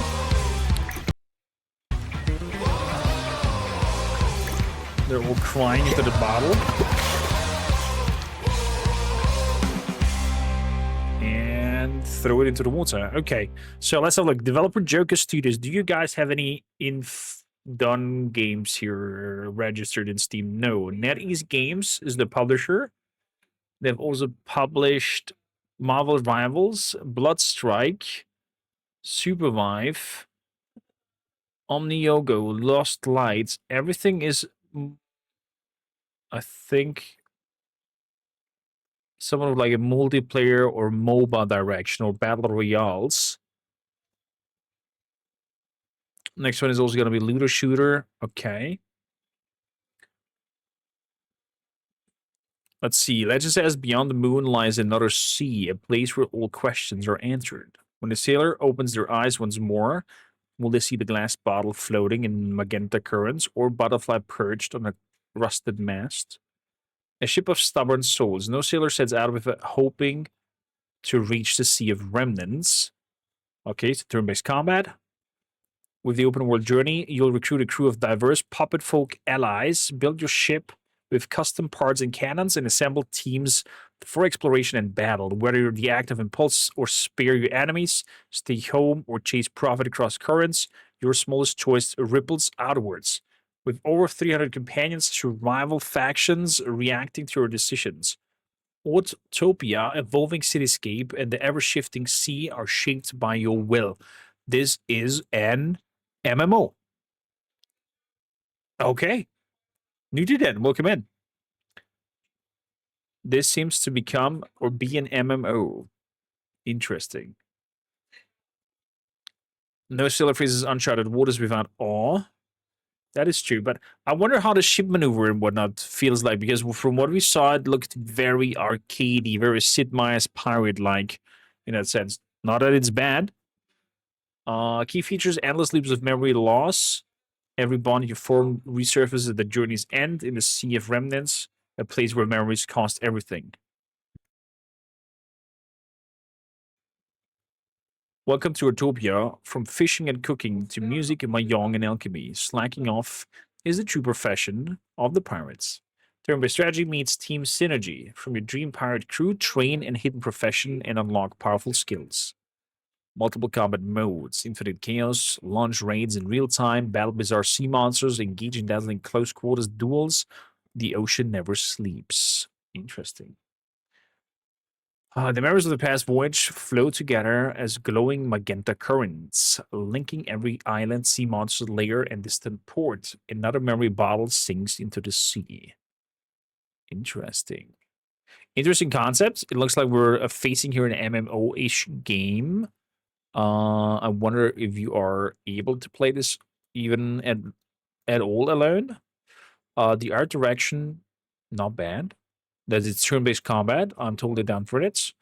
The only trouble that I see is how is going to be this naval battle. But other than that, it looks quite interesting. Looks quite interesting. Sea of Remnants, Mighty Vikings. What do you think of it? Up next, we have Game of Thrones War of Westeros by Playside. Playsides, you might know from Age of Darkness, the prior title that came into 1.0. Age of Darkness, the final stand over here, is the prior title that they did, where basically it's kind of like they are billions with their own setting in a dark, grim, medieval fantasy world. I mostly enjoyed it, even though the reviews are mostly positive. 76% is, in my opinion, not bad. And now they're working on Game of Thrones War of Westeros. What Playside wants to create here is going to be an RTS game where apparently you can choose with whom you want to play. There will be all kinds of great houses, all kinds of great decisions overall, and it seems like that it will also alter the story or history of what will happen or how it happened. So lots of potential. You can also play as the White Walkers from what I've heard, but with no further ado, let's jump into it and have a look at the announcements. Cinematic trailer. And then at the other media that is also available. They must have paid a lot of money to get the IP and the faces of the actors. I wanted to get also the voices of the actors. You may think you know how the game is played. But this is not the game you know. Ooh, the Lannisters coming in.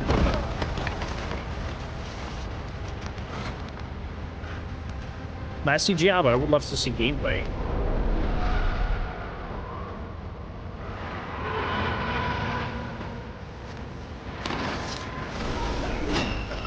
That doesn't work. Snow. Thought as much. Weapon broke. This is your legacy. Whoa.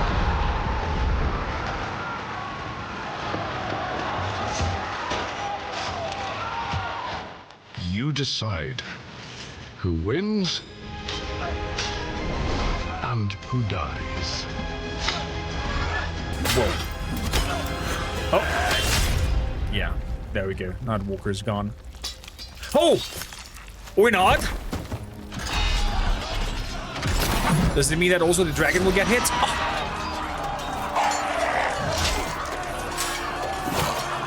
No, Khaleesi! Whoa.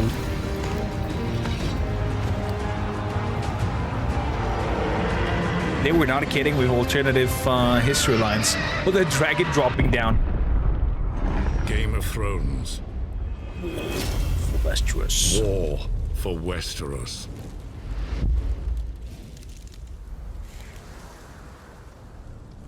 Not bad. Not bad. Coming 2026. Sounds very interesting. Sounds very interesting. I'm going to answer your question in a bit, Raven.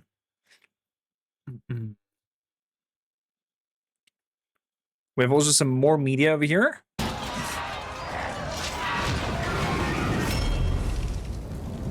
Death Diary, there we go.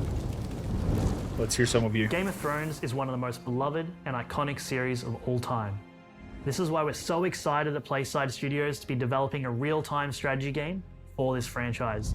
It's a different game of the Game of Thrones game at its most dangerous. that we played and tested earlier. Lead Yeah. iconic heroes and rewrite the fate of the Seven Kingdoms. This is an RTS and like not millions of others, we experienced the TV and show third-person week to week. RPG. The betrayals, the shifting power, the moments that left the world stunned. That emotional weight, that unpredictability, is what we want to capture in War for Westeros. Oh, that sounds fantastic. This is an RTS, and I have high suspicion that it will probably go something towards the direction of Battle of Middle-earth. I think this will go towards the direction of Battle of Middle-earth, and it is a single-player or online PvP or online co-op. So it's probably a single-player campaign that you're going to play, or can play it with other peoples, or just have skirmishes on a map against others in an RTS style. PlaySide itself has created also Age of Darkness and is working on Mouse PI for Hire and also Kill Knight. Actually, Kill Knight came already out in October last year. So there is definitely some experience behind here, especially with RTS. So I think we're gonna get a good title out there. This is why we're so excited at PlaySide Studios to be developing a real-time strategy game for this franchise. You step into Westeros at its most dangerous. Call your banners, lead iconic heroes, and rewrite the fate of the Seven Kingdoms. Like millions of others, we experience the TV show week to week. The betrayals, the shifting power, the moments that left the world stunned. That emotional weight, that unpredictability, is what we want to capture in War for Westeros. I'm curious if you're gonna manage to capture that, though. This is a world where trust is fleeting and power is everything. You're not just commanding armies. Visually, it doesn't look Navigating bad. a world shaped by It's not like legacy, next gen. betrayal, and the fight to claim the Iron Throne. At the heart of the struggle are great houses, each fighting for power in their own way. In War for Westeros, take command of iconic factions. Call on the banners of House Stark, proud and unyielding in the face of the impossible odds.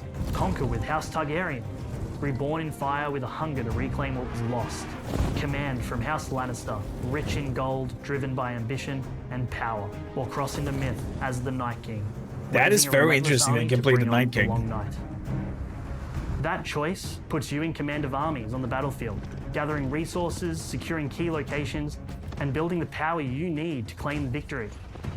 You'll fight battles across Westeros, from the frozen north to the gates of King's Landing. Deploy infantry, cavalry, siege engines, giants, and dragons to push through enemy lines or hold your own.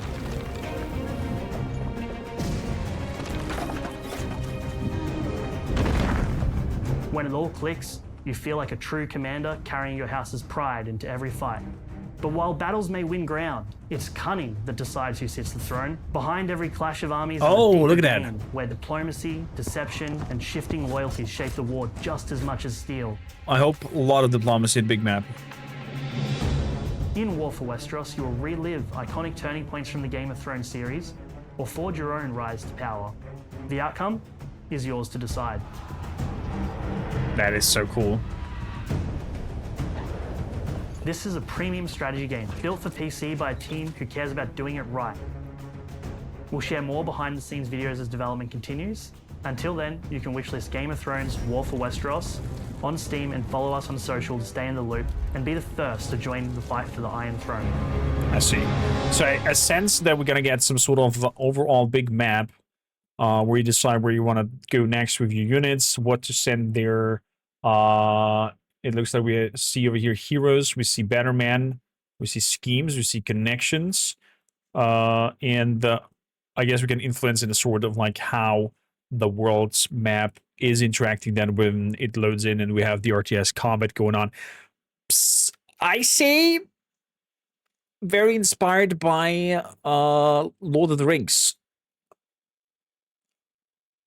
Lord of the Rings RTS, Battle of Middle-earth. It gives me that kind of vibes. But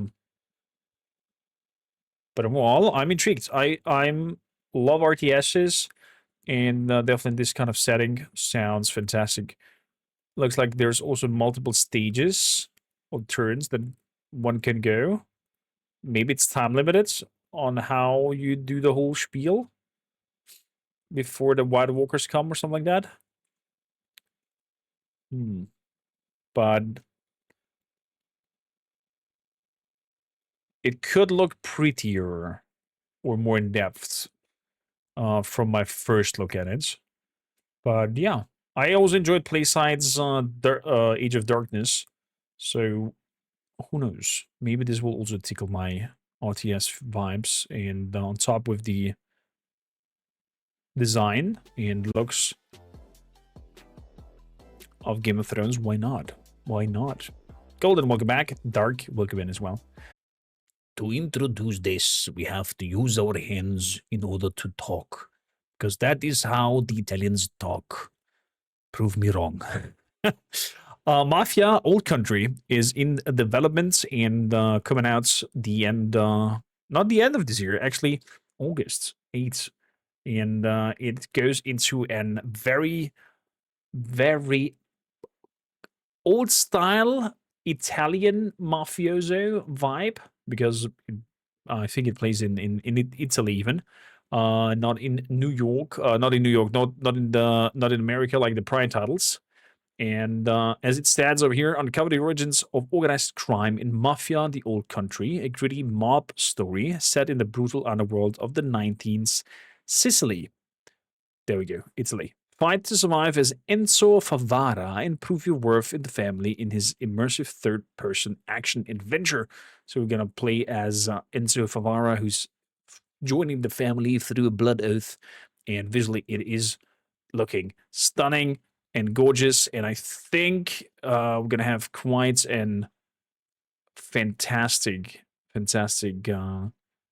Mafia storyline going on with this title. And let's have a look 18 at the latest trailer. Burns because it can only come from someone close.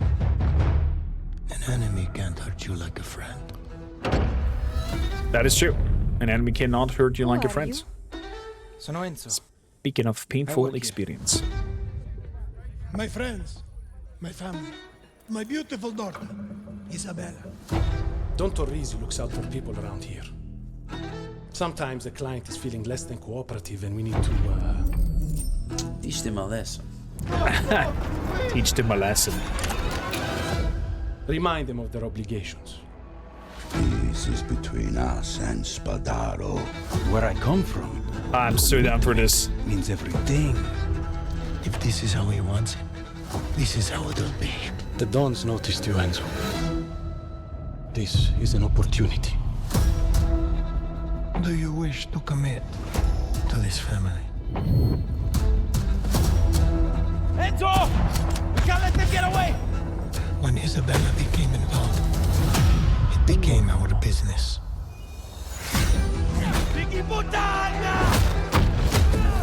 He died for my father, for his honor. I won't let you do the same. We have a traitor. This stays between me and you. This family. Loyalty is everything. We do not always get to choose what we do. We can choose who we are. And who are you, Enzo? Mafia, the old country. So the prior Mafia titles were quite open worldish and GTR-like. We can maneuver around. I wonder if this one will be as well open worlds, where you can explore Sicily, or if it will be more narrative and straight on down, telling a storyline and experiencing this Mafia story. I'm okay with both approaches. But it's been a while since a game like this did capture my attention. We even skipped GTA 5. Never played the storyline, just played a little bit for the funsies, you know, the typical situations: steal a car, drive around a little bit, crash it, fly out of the window, exit the game because you died. This kind of scenario. And yeah. With that, I think I'm gonna dive into Mafia Old Country when it comes out. Again, 1900 Sicily. We're playing as Enzo Favara, and it looks like we're joining the mob, and then probably are entangled into some sort of situation where we just basically want to survive. But it looks intense. It looks like an intense storyline, similar to Red Dead Redemption 2. Don't think that it will be that massive and complex like at Red Dead, but I can imagine that we will have quite some fun times with this for stream session. What do you think of Mafia Old Country, my dear Vikings? For those watching this on YouTube, throw it down in the comments down below. Up next, buddy Vikings, we have ill and realistic first-person action horror game that takes us over with some sort of mysterious entity that follows us, unpredictable monsters, and visual dismemberment system, and realistic physics to create a very horrific atmosphere. Not sure what it's about. I normally don't cope well with horror, but the community wants to look at least at this one trailer. Okay. And I mean, it looks very nice, very realistic. I warn you already, for those watching this with headphones later on the tubes. What the fuck?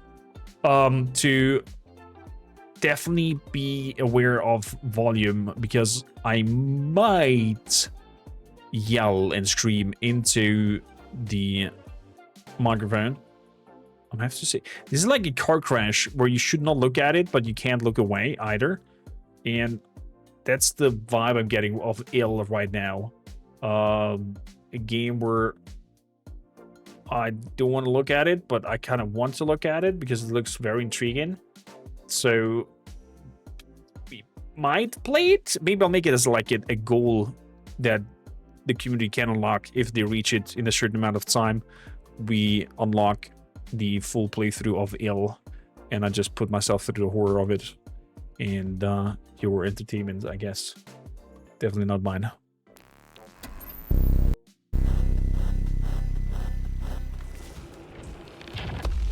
I'm gonna ask you that question in a bit, Thunderbird.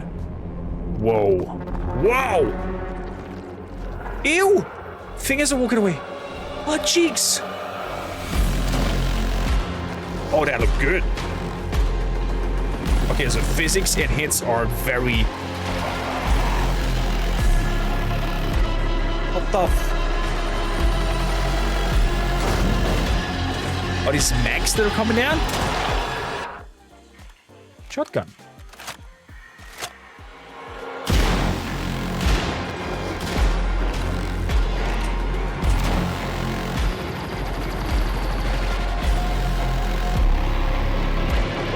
Whoa! He shot his arm off. Okay, so the physics play a high role in here.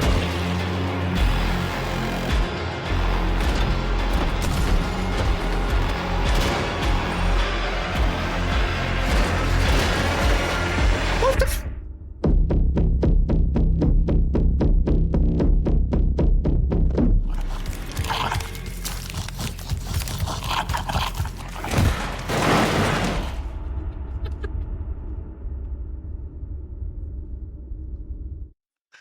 That completely killed the horror in that very second as he big booted that little kid into the barrels. I need to see this again.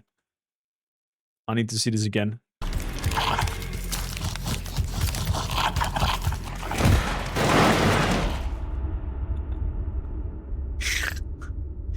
I'm sorry. I don't know why I find this so funny, but oh, this looks very intense. Very intense. I like the realism behind how the body reacts and the shots are hits on the body. I think this will be a short, very intense experience with some Daka and highly gruesome vibes over here. You know what? I'll put this into my behind brain for you guys to potentially unlock as a stream. We have some more footage over here. Environmental overview. Let's see here. Wow.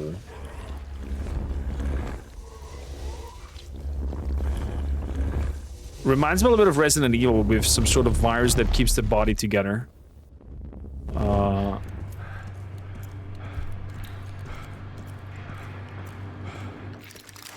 Ew!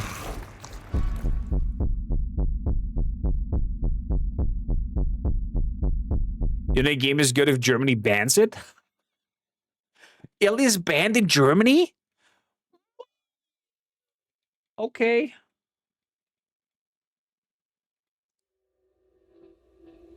Gameplay teaser.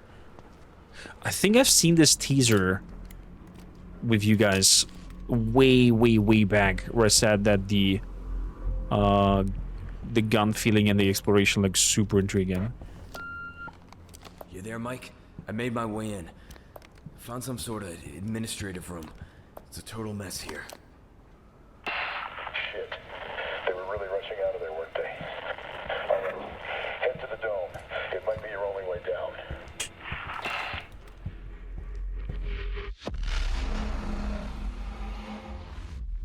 Oh, that was it? Okay, never mind. I might misinterpreted it with a different one. Wow. What do you think of this game so far, Il? So far, Dear Vikings. Il. Coming ads whenever it's ready. Up next with the Vikings, we have the Blood of Dawnwalker made by former The Witcher devs. Blood of Dawnwalker is an open-world dark fantasy action RPG set in the 14th century Europe. Me personally very excited because I saw some Romanian-esque influence there, and me being from there, I, am a little bit biased and excited to see that placed into our worlds. Visually, it's already giving quite a good look. I hope it will not be some sort of low budget Assassin's Creed in a sense, but it is looking promising on top. With that, let's hop into the trailer, have a look at it, and see what this third person open-esque world RPG has in store for us. Rebel Wolves. Pre-beta in-engine footage. Okay, so this is in-game footage already. Interesting. Whoa. Bloody. Monsters have always been here. Straight up getting eaten by the vampire. And when we were at our weakest, they strike. They came out into the light. We feared for our lives. We should have feared for our souls instead. Why is there an old lady hanged in the church? The vampires didn't come to kill us. No, they came to rule. To turn us into mindless, docile cattle. Not me, though. They tried to change me into one of them. What? But I became something else instead. Oh, that's traversing. Their worst nightmare.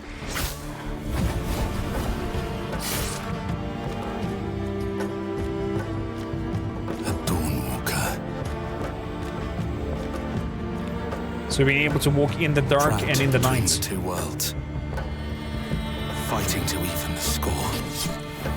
Fighting to understand the evil behind it all. He is out there watching, seeping into you, growing.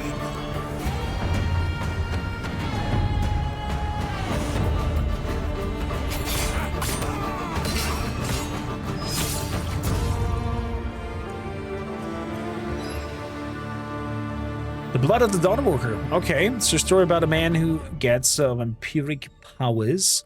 Interesting that Bandai Namco is behind it as a publisher. Definitely a game that we're going to play and do a full Let's Play of it. Let's see if we get any more information about it. 14th century Europe, bloody conflict sweeping the lands, and the Black Death comes to the survivors. Okay, so it's happening during the Black Death. Have a good training, my dear wife. You play as Cohen, a young man turned into a Dawnwalker, forever training or treading in the line between the world of the day and the realm of the night. Fight for humanity or embrace the cursed powers to save your family. Whatever you choose, whatever choice the quest stands, is your soul worth the lives of those you love? Interesting dilemma, I have to say. Depending on what you choose, it will then probably empower you in your vampiric traits, making the quest or the exploration or the combat easier for you, but for the loss of your soul.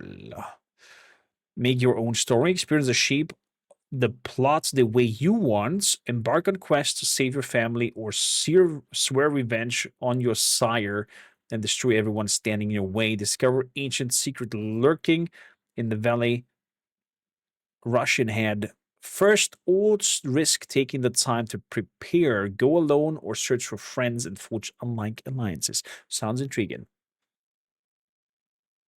We both know what a certain person this chat is going to do, Draz. I know you are gonna go embrace the vampire and go on a path of revenge and don't care for the family. Day and night. Experience 2 different gameplay loops offering distinctive abilities to choose from, mysteries to uncover, and varying ways to achieve your goals. Experiment with different approaches and discover how the world reacts to your actions. I think this gives us, players, the unique approach that everybody will have some sort of different experience because we all see things differently. We all choose things differently. Me, for example, I always am a warrior of lights and want to try to do good and help people. Drasma Mod is the complete opposite. He is the incarnate of evil and wants to murder and slaughter everything and bathe in their excrements after he slaughtered them. I don't know. He's a wild cards, let's put it like that. And I think I like when games give you the option to express yourself however you want to. No. Dross just wants to have fun. Is that how you call it, Zoltar? Shut up, you won't be playing evil either. You're also goody two-shoes like me. Every action in action shapes the world around you. Your family days are numbered.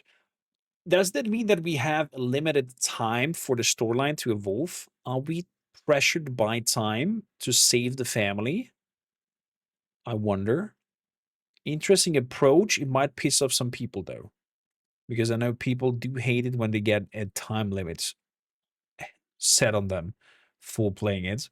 But it also, from a gameplay perspective, can bring over the urge of there is something happening and you have to act, react, or don't act.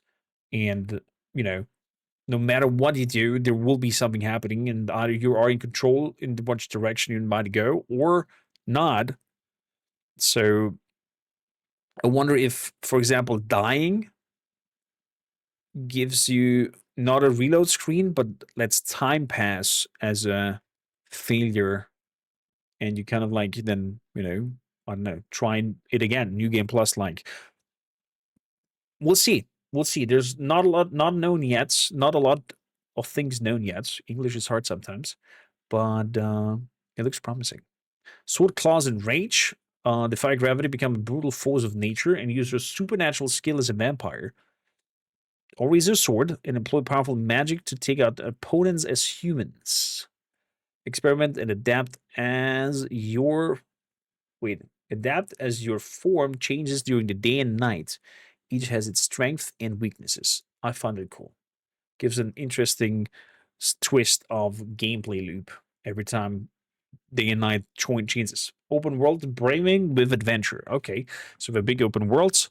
I hope it's gonna be an interesting one and not an empty feeling one. Overall, game looks very promising. Is on my wish list. And what do you think of the Dawnwalker, the Blood of the Dawnwalker? Will this be a title that you're gonna tackle, or is this something that you say, yeah, want to skip? What? It's the Muppet Show?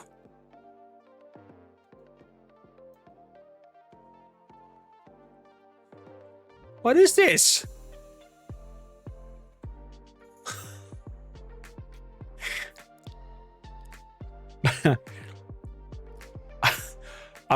Next is Felt That Boxing, a comedic boxing game set in the worlds of furry puppets.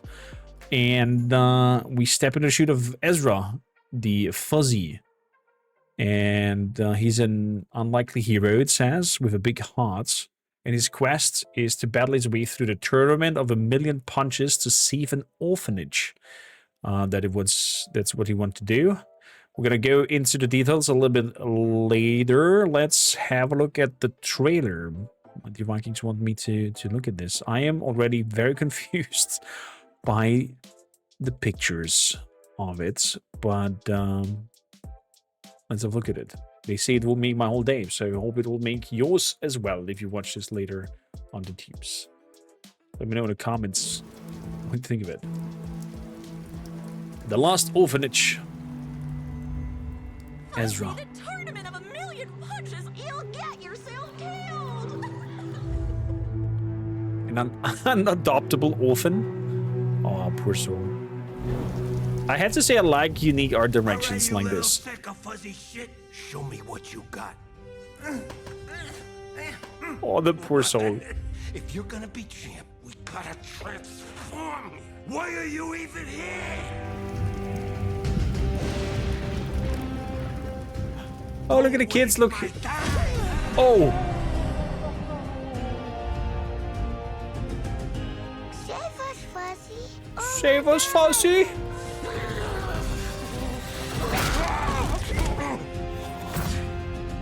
Attaboy. Attaboy. bread, crap burnt toast, carb load. This meat ain't gonna beat itself. I've been taking dumps in there all day. This is the game?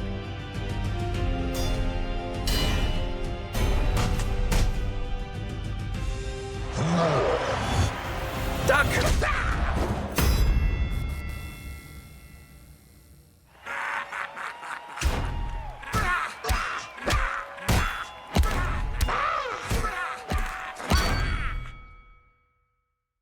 I have no clue what I just watched, but it looks like it.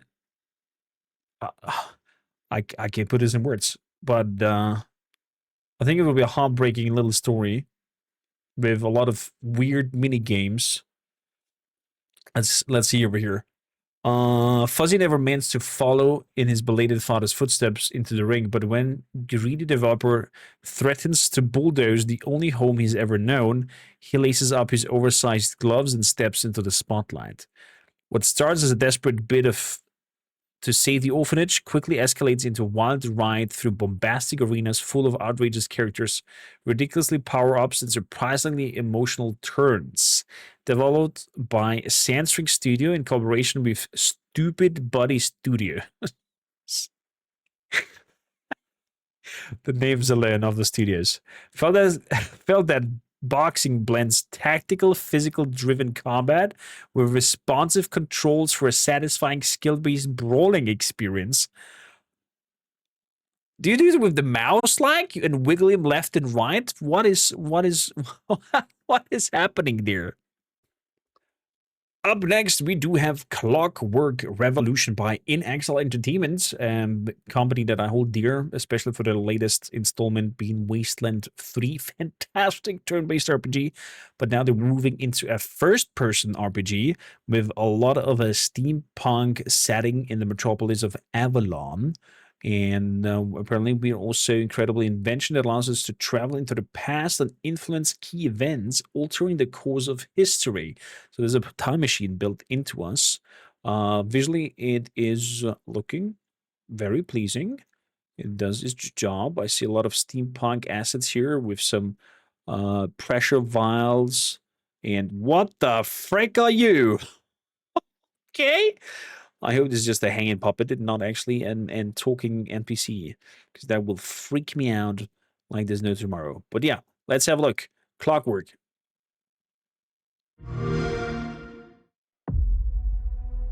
The glittering streets of Avalon sure do shine, because they swoop their filth down to us. Oh. Oh, this looks good. Reminds me of what's that Thieves game like? Dishonored. Here's to playing in the mud. Nice catch. Whoa. Life here ain't for the soft-hearted. You will be paying me back until you fucking rust. The shark. For the spineless. Keep your filthy pickers off me! And no! The sure as shite ain't for the decent. It is alive! Sweep for one There has been a crime! Justice itself has been affronted! I have been burgled! Lord Griswick. Burgled! Yes, I got that part. Do you know anyone who might wish you ill?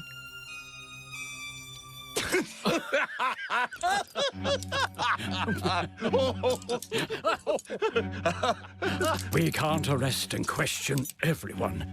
Let's see if we can narrow the suspects down a bit. The art direction is trust your instincts, sir. Tall, very interesting. Rather slim, well, muscular. Mm-hmm. Oh, very quick, agile. Okay, so different backgrounds. We go already into character creation over here. Well, what it looks like. In Exile, you're cooking. You're cooking. Go on. With a mustache. No, larger. I see. Quite fashionable. That's the fiend who robbed me. They got my good side this time. Oh, we robbed him? The easy part. He pissed himself. Your brandy, sir. Getting away with it is the real trick. These candlesticks ain't gold. Worthless and dull, just like you. Nah, I have a customer. How can I help you? I'd rather talk to you, Errol. Sounds like I'll get a better deal. You talk to me first, and him never. Got it? Uncle's a bit touchy, ain't he, Errol? Touchy? I say I'm touchy! There. Anything else you'd care to say to Errol? Brains. If I hadn't seen it with my own eyes, I wouldn't have believed it. Round here, it's all sharp edges, empty pockets, still in shock. and blood on the cobbles. Goodbye, Silas. No, no! I'll hurt you, you fucking meatsack! I'll leave you with a pissing bed of pieces! Burn it. You'd Burn either that got a little gang thing. at your back, or a knife in it. We're family here. Family takes care of its own. Can't put a price on that, can you? Them's in charge. They don't keep order. They keep power. Take this thing into the crucible and melt it. They just want us beaten, broken, and too scared to fight back. I don't want to kill him. That's why it pays to be clever and well-armed. Oh, weapon modifications. Look at that. Let's go and end a few arguments.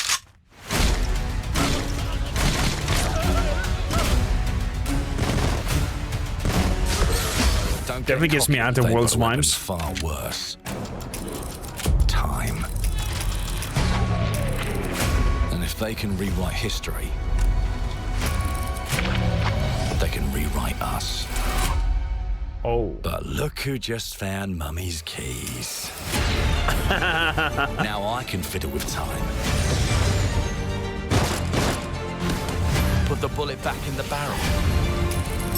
Bring the chaos to a crawl.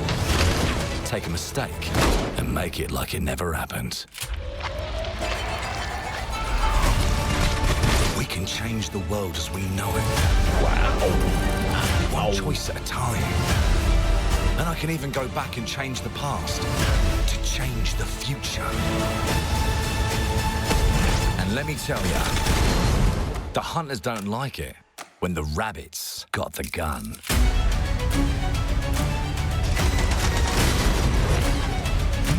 I can imagine they don't like it. Control the future.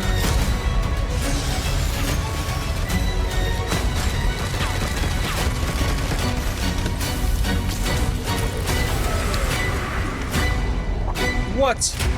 Just aged him? Clockwork forwards? Clockwork Revolution. Now Coming in let due me time. alone and piss off. Okay. I don't like that puppet already. It's our wish list, definitely. Definitely. October it's coming out.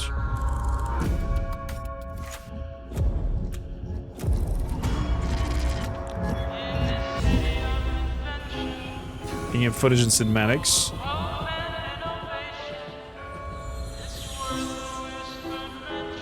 I think I've seen this trailer when it was announced. This city is a miracle of progress. A finely tuned, delicately balanced machine. And rolling out red carpet? Oh my goodness gracious. I like that puppet only when I'm able to destroy it. I hope so too. Rebellious little gear to ruin everything. October 29th is Outer Worlds. I see. My rule.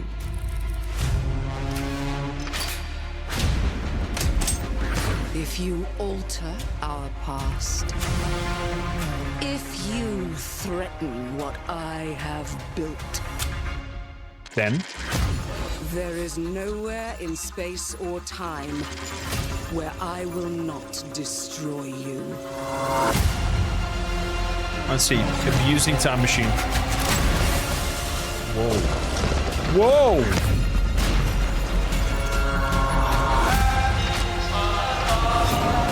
Change the past. Control the future. Sounds like a very interesting concept. What did I do? Your Vikings tab in 1 in chat right now if you want us before my friend to play this. One in your scalp. Clockwork Revolution. Ooh. 1,000 times, 1 and more. I hear you, Vikings. Okay, okay. Let's see what else we can find out about Clockwork Revolution. Not much other than it's a time-bending steampunk first-person RPG. After stumbling across an incredible invention, allows you to time travel. And we're in the world of Avalon. Okay. I am highly intrigued to find out more about it. Clockwork Revolution. For those watching this on YouTube, don't forget to let me know what you think of this game and if it spiked your interest. Up next, we have Grounded 2, the sequel to the co-op survival game where we are basically shrink to the size of an ant. Always reminds me of that old movies. Hey, darling, I've shrunk my kids or something like that. Probably I'm butchering the title of it, but it's basically a character that also, an artist that also appears in Ghostbusters, I think. But never mind. I'm completely drifting off. Grounded 2 is being announced in July 2025 already? Wow. Visually, it looks very similar to the prior game. I wonder if they just wanted to boost their production again and instead of adding a DLC or whatnot, actually well, this looks a lot more sophisticated there in terms of the frame rate of skeleton rates of the characters compared to the first one. Ice cream. But there is some sort of charm behind exploring your garden as the size of your ant, where all kinds of normal things are all of a sudden ginormous for you, like a can of Coke is all of a sudden a freaking skyscraper for you, and of course a scorpion. Definitely not an enemy you want to face. We're gonna have a look further down here after we've watched the trailer together. I told you, you can't run from me, you foul beast! He-Man! With new flexible legs, the yoke-girth action figure can ride anything! Breaking news. There's been an explosion at Brook Hollow Park. Chaos descended on a ceremony commemorating the 2-year anniversary of when 4 teenagers were miniaturized against their will and left to fight for their survival in the backyard of a deranged scientist. Formerly evil company Ominent Practical Technologies was set to dedicate a statue of the 4 teenagers, fast food science robot Burgle, and Dr. Tully when an explosion erupted. Dr. Tully and the teenagers' current whereabouts are also unknown. Probably became small again.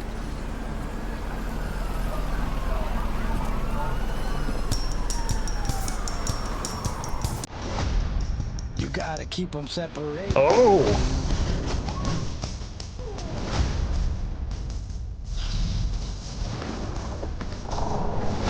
This is scary.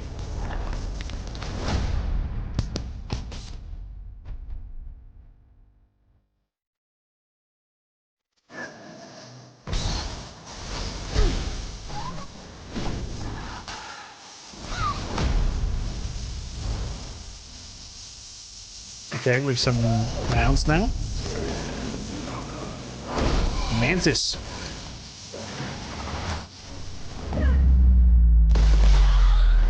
Is that a snowball?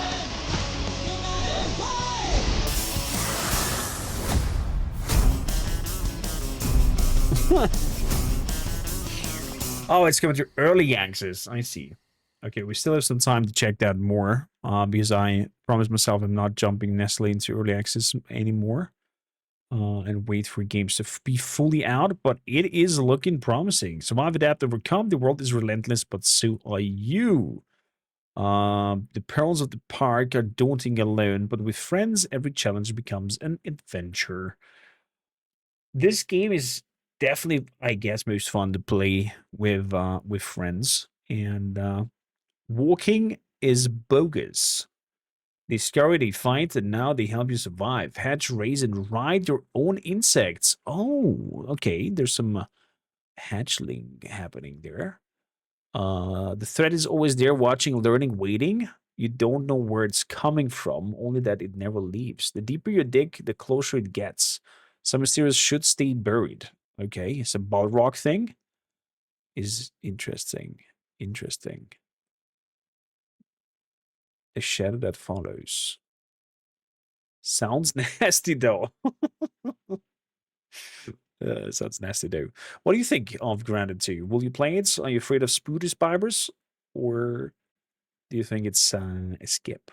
For those watching this on YouTube, don't forget to let it be known in the comments down below. So, now we're having a look at Outer Worlds 2. Outer Worlds 2 is the sequel to, you would have guessed it, Outer Worlds 1. It's a sci-fi RPG made by Obsidian, the ones who've made Fallout New Vegas. They've kind of tried to, ever since then, you know, established their own footprint on the markets. Obsidian also will be known by, wrong button, Obsidian is also known for Avowed, South of Midnight, and a lot of other interesting games where this is not Obsidian. This is Xbox Game Studios. Does Obsidian not have their own developer situation? It seems not, but Pentiment is done by them. A very unique, story-rich medieval adventure in a medieval time. Then we have no, this is Ninja Theory. Interesting. Weird. Obsidian needs their own Steam page, if you ask me. But back to the game. Outer Worlds 2 is a sci-fi first-person RPG, and that brings quite the quirk to the universe. Very artistic, comic-wise. Some would say Borderlands-ish, and has quite the unique characters with fantastic skill trees. You can express yourself and see how you see it fit playing. May it be stealthy, may it be approaching, may it be melee and using massive weaponry. And then, of course, your typical stats that come into play. I think the speedrun on Outer Worlds 1 can be done if you make a complete dumb character who's like 1 intelligence or something like that, and he flies into the sun and the game is basically finished and over. Yeah, very expressive you can be. Unique worlds. Let's have a look at the full presentation of Outer Worlds 2 and what do you have to say?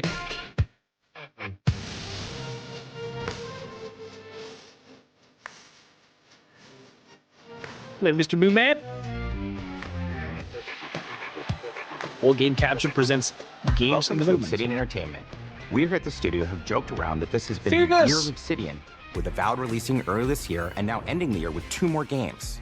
And what better way to cap this incredible year for us than by doing what our studio does best, sequels. That's where I come in. You can get out of here, Fergus. Thank you so much. No, you're doing great. You nailed it. The sequel is the lifeblood of every great franchise. Think about it.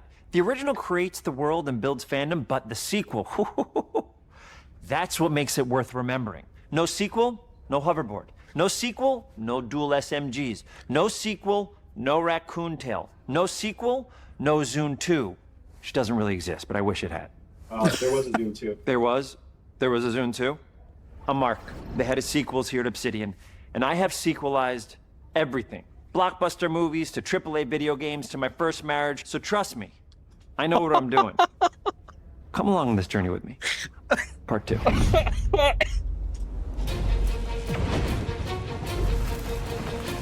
Oh man, I love Obsidian and their humor.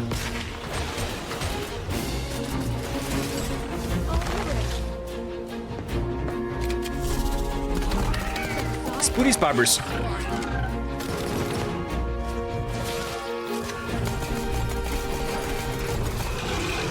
Whoa.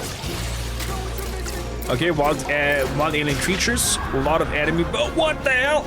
A lot of weapon variety. The Outer Worlds 2 is a sequel to The Outer Worlds 1. It's a continuation of the themes of robber barons in space and how people are controlled by the stories they're told by the people who have power over them. This time we're able to go a lot deeper because we have more time and money, which is a great thing, and we're able to make it a much more true Obsidian reactive RPG than we were the first time. These ones seem to be still from the first one. Although so we're going ages since we played the first one. Everything for the sequel. Deeper story, lore, RPG interactions, reactivity, all the things we've been known for as a company. It's really a complete realization of everything people want from an Obsidian game. Surprisingly, this is the first time in over 25 years that I've had the chance to do a full sequel for a world that I helped co-create. It's really just a fantastic opportunity to explore and expand the universe in interesting ways, and to go even further with the themes of how people are affected by living in a dystopian corporate reality. You can shoot your way through it, you can talk your way through it, you can sneak your way through it. And so no matter what kind of play style that you like, this is just an awesome franchise and an awesome game to jump into, even if it's your first one. The first Outer Worlds was a great base to start from, as it has all the elements of a great Obsidian RPG. Interesting characters, deep worlds, important choices. In the Outer Worlds 2, not only did we want to double down on those elements, but we wanted to give players even more of it. Do you want an Outer World 1 Let's Play before this comes out? That impact things like combat, conversations, and areas that we call RPG interactions, which are the part of the world where players can use their specific skills, perks, and backgrounds to solve problems in unique ways. Oh, that's cool. Using engineer skills to open it up smoothly. I love a deep RPG experience. That was great. Building out that RPG crunchiness for our players was at the forefront of what we set out to create. We prioritize those deeper RPG options with different character builds and combos so players can express their role-playing power fantasies. We also have different equipment options for different playstyles. That's groovy. And different companions with different abilities.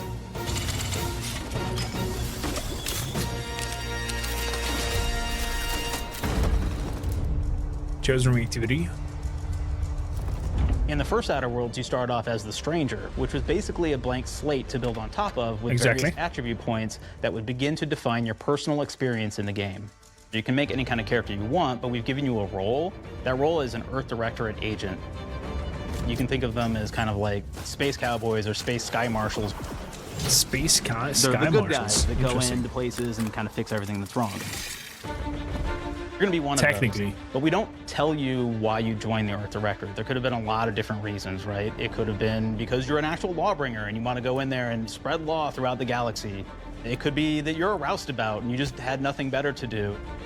After you pick your background, one of the really important choices you have next is choosing your traits. While we had attributes in the first Outer Worlds, we've leaned into traits for the Outer Worlds 2, which are these big changes to your character depending on which ones you pick. So it could be something like Brilliant, where you can tag extra skills and you start getting extra skill points. And that's obviously really great if that's how you want to build your character. You can also go and do something like Lucky, where you get extra critical chance, and you also get a lot of really cool options throughout the game as well. Of course, we brought back Dumb, so players love the Dumb option. Tell me, do you believe in signs? The Dumb option. Not quite what I meant, but I like your contempt for boundaries. I could put your adventurous spirit to good use. You get like lots of really cool, fun conversation options in the game, but we took that even further. And again, there's lots of elements in the game where you can be dumb and use that for something. Could be something as simple as banging on a machine to get it to work. The Orc way. After you've invested in some of your traits, your next choices are going to be choosing your skills. The skills themselves basically allow you to build on your playstyle and what your character is doing in the game. Okay. That will be everything from playing stealthily to speccing for an explosive specialty. So it marks the spot, I guess. Throughout your entire journey, your character continues to change with the different choices you make. In the Outer Worlds 1 actually had more skills than we have, so we condensed them down to really the core and essence of what we really wanted there. Not sure if I'm happy about that. Each point that you put into a skill much more impactful. So instead of getting small percentage changes, we actually did much larger changes per point that you put into each skill. And again, all these things, because of how they're checked inside the world itself, can matter quite a bit. You know, just even having one additional skill point in something can open up a lot more options in the world itself. If anybody's played Fallout New Vegas, they'll be very familiar with like the perk system. We basically borrowed that, but went even grander. But I think Tim Kaine knows what he's doing about. He was, I think, included to Fallout, if I'm not mistaken. Tim Kaine, who designed Fallout, was director on Outer Worlds 1. There we go, Himmel. Thank you, kind of, for putting that out again. Now is advisor for this one. We actually have more perks than Fallout New Vegas did. But here's the cool thing, right? We check and use perks for literally everything, right? So you can do everything from, hey, I want to make a stealthy build that steals stuff and is really good at that. Okay, great. Well, you can take maybe the pickpocketing perk. So that's not available to everybody, but if you select that, now you can actually go around and steal things out of people's pockets.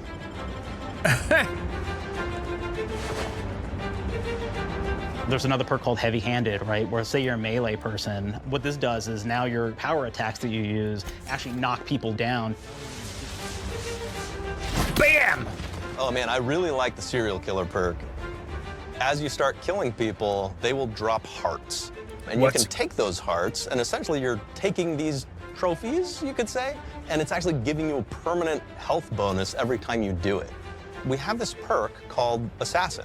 Now, this is an early game perk that you can take, which every time you stealth attack an enemy, you're actually going to get a movement bonus for a certain amount of time.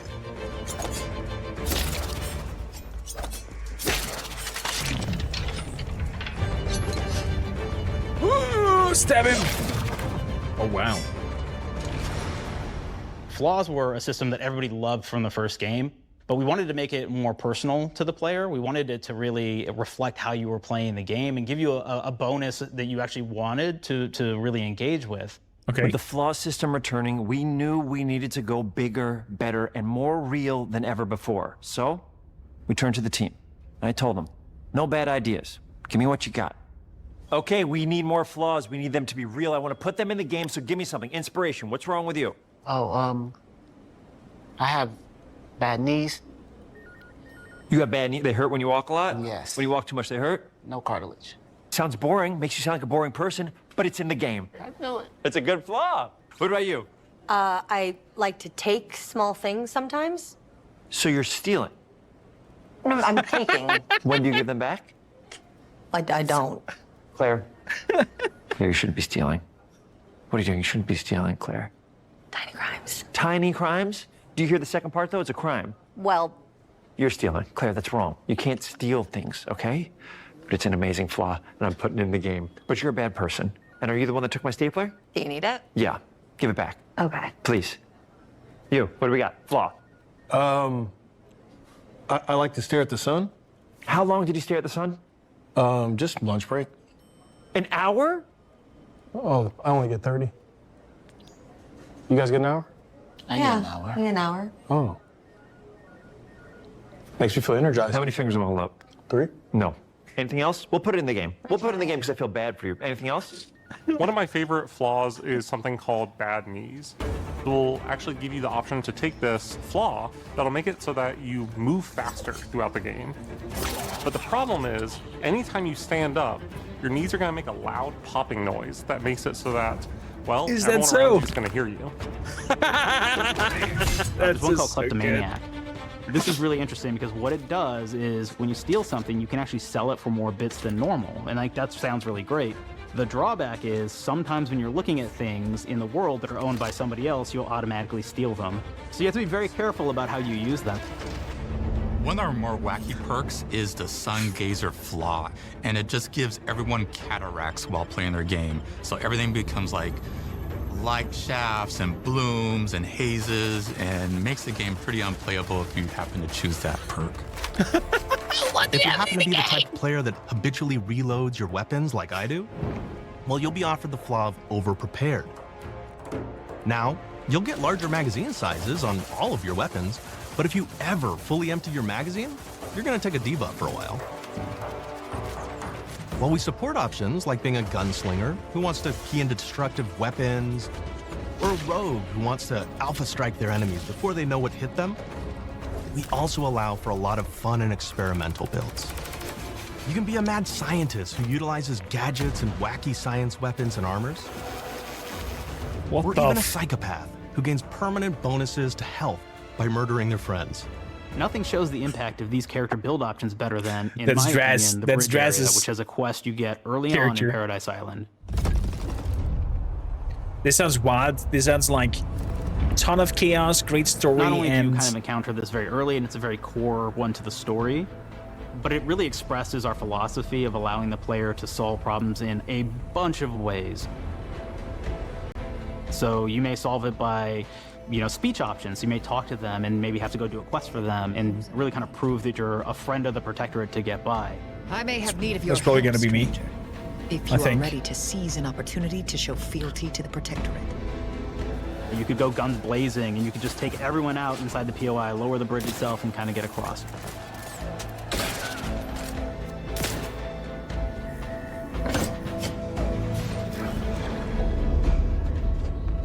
You could sneak in, lower the bridge, and then actually sneak in under the bridge to get over to the other side.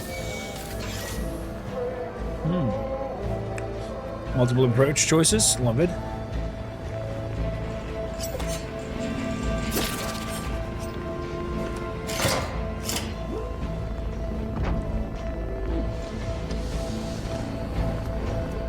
You can bypass the bridge entirely if you found like certain gadgets, like the shield gadget that protects you from poison gas as you go across, or the double jump boots, which kind of allow you to jump across the chasm and get across that way. There's even a really kind of messed up way, right? Which is players can actually sacrifice one of their companions. Their companion who they just found is part of. We're no different than the Breeze if we start tossing our own to the rats. I sure as law ain't gonna follow someone who can't see the wrong in it. I must admit, I'm surprised we could come to an understanding. But I thank you for your loyalty, stranger. As promised, you shall have clearance to cross this bridge. It's such a fun quest, but again, it really showcases that we want you to be able to solve this in whatever way you want to. When you build your character your way, we're there for you. We really want you to have the experience that you want to have. RPGs should be that way all the time. Having a problem, multiple solution ways, and have your way. From the very beginning of our discussions about the Outer Worlds, we really knew we wanted every game to take place in a different colony. This lets us expand on all aspects of the universe. Every colony can be its own thing with its own flavor, and we can center them around anything we want. Any ideas or setting we're interested in. Arcadia is an isolated colony with abundant resources, and it's run by an authoritarian faction called the Protectorate. The Protectorate. Their dictatorship is German. thematically based around the question of how much freedom people will give up for security and luxury. For Protectorate subjects, unfortunately, that answer is everything. The Protectorate is also incredibly wealthy because it was founded by the inventor of the skip drives, which are the Outer World's faster-than-light engines. Okay. But those skip drives are starting to cause rifts in space-time, which are cutting off all the other colonies on Earth from being able to trade with each other. The Order of the Ascendant is an offshoot of the Order of Scientific Inquiry from the original game, and like them are a science-based religion with the same goal of solving the universal equation, which will allow them to predict and alter the future to the benefit of all mankind. They used to be part of the Protectorate, but they split off to focus on solving the equation for the good of everyone, not as a way to simply control the masses. Wow. The player's been sent to Arcadia as an Earth Directorate Obsidian agent to find is out how the cooking. skip drives are causing the rifts and what can be done to stop them. Each of the factions have their own solutions to the rift problem and their own goals. The Protectorate wants to close them to protect their legacy as the inventor of the drives and their wealth. The Order wants to close them not only for the good of everyone, but also because they're complicating the math they're using to solve the universal equation. And Antes just wants to be able to open and close them at will to control all the trade routes between the colonies. I see. In addition to expanding the themes and lore of the Outer Worlds, we're also expanding the humor, so each faction has its own flavor of absurdity. Anti's Choice is a merger between Anti-Cleo and Spacer's Choice from the original game, and there are corporate representatives in the Outer Worlds too. Okay. They've invaded Arcadia to liberate their resources for all of humanity, at a profit, of course. Liberate the From resource. Fallout New Vegas is the radio system. It was just iconic for me, and I wanted to make sure that the Outer Worlds 2 had that. Ooh. So we actually built out 3 different radio stations, one for each of the major factions. You also have a ton of music. Each station might have, like, I think 20 tracks of unique music that we've made for it. It's a lot of stuff. Unique but the tracks, really that cool means part no about this entire thing is that copyright we issues. actually put a lot of reactivity into the radio. So it will respond to the things that are going on around the world that you've been interacting with. So if you go into a location, let's say you solve a problem for the Protectorate folks, if you listen to the Protectorate radio station, they're going to be cheering you on as a hero.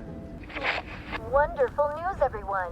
The Zeranium gas leaks at the Automech repair facility, strongly believed to be caused by Anti's choice malefactors, have been corrected. Some hotshot for hire just managed to fix the electrum leak in their repair facility. Now, I'm not saying we caused it in the first place, but we sure like the idea of all those broken auto mechanicals and all the excessive gasping and choking involved. The factions and companions are great examples of how we're going deeper and more complex this time around. They're integrated into the game's storyline much more than we did on the first Outer Worlds, and like with everything else in the game, they have a lot more reactivity. There are 6 companions in the Outer Worlds too. As usual, each has their own quest lines, but this time they are also connected to a different faction and have character arcs that the player can affect through their choices. Your first companion is Niles. He's another Earth Directorate agent like you, and he's looking for your help to decide whether he wants to become an even better agent or to turn his back on the Earth Directorate completely. There's also a somewhat cute Automech support drone that is basically Niles' helper. Her name is Val. Aww, Val is Marisol is great. part of the Order of the Ascendant, and she's an aging but still deadly assassin. That's right, she's a deadly mathematician who may or may not have some unfinished business to attend to with the player's help. There's also a cultist named Azza, who is part of a sub-faction that worships the Rifts, and in her case, violence in general. You can choose to either turn her away from overt violence or support her chaotic and dangerous tendencies. At one time, Anti's Choice had a program to graft soldiers with animal parts to make them more formidable. Unfortunately, it didn't quite work, and most of them are now dead. There's a combat medic who survived, however, named Inez, and she wants the player to help her fix her graft, among other things. Oh, there's a little arm there's thrown Tristan. out. He's a protected arbiter who is judge, jury, and executioner all rolled into one heavily armored package. It is your choice to either help him judge wrongdoers or show him what true justice looks like. We definitely have reactivity in the game based on how you've been treating your companions. I won't reveal the end of the game, but let's say if you have not been treating them well, you will find out at the end of the game what that means. Companions are a very, very important part of merchandising because the internet wants to fuck them. Simple as. So tell us, can we romance our companions? that's the real beauty of the sequel. We're talking merch, baby. It is the lifeblood. It is what fuels us. Do you want to see some of my ideas? Hop, hop. Check this out. Gen Alpha loves body pillows, especially ones that look like human beings for some reason, right? Who needs a significant other when you could have a knife-wielding space psycho up in your sheets, huh? No, What do they do when they Obsidian, get 'em, huh? no! Maybe a little napping, maybe a little snuggling, maybe a little nut. Oh my god. The visuals of the first Outer Worlds depicted a frontier colony in space. The Outer Worlds 2 is driven by an invasion of the Arcadia colony system by Anti's Choice, which shifts the visuals to be more reminiscent of a World War I-like setting in space. That evolution is seen across all aspects of the game, starting with the factions. How do you militarize everything, including extreme capitalists or math-crazed scientists? In a World War I setting, war comes with propaganda. The Sovereign uses it to maintain control, Anti's Choice uses it to help their bottom line, the Order just wants to show how it exists within the grand plan. We want players to feel like Arcadia is a living, breathing place scarred by a long-standing war. Fairfield, one of the first towns you encounter, was once under Protectorate control, but has recently been taken over by Anti's Choice.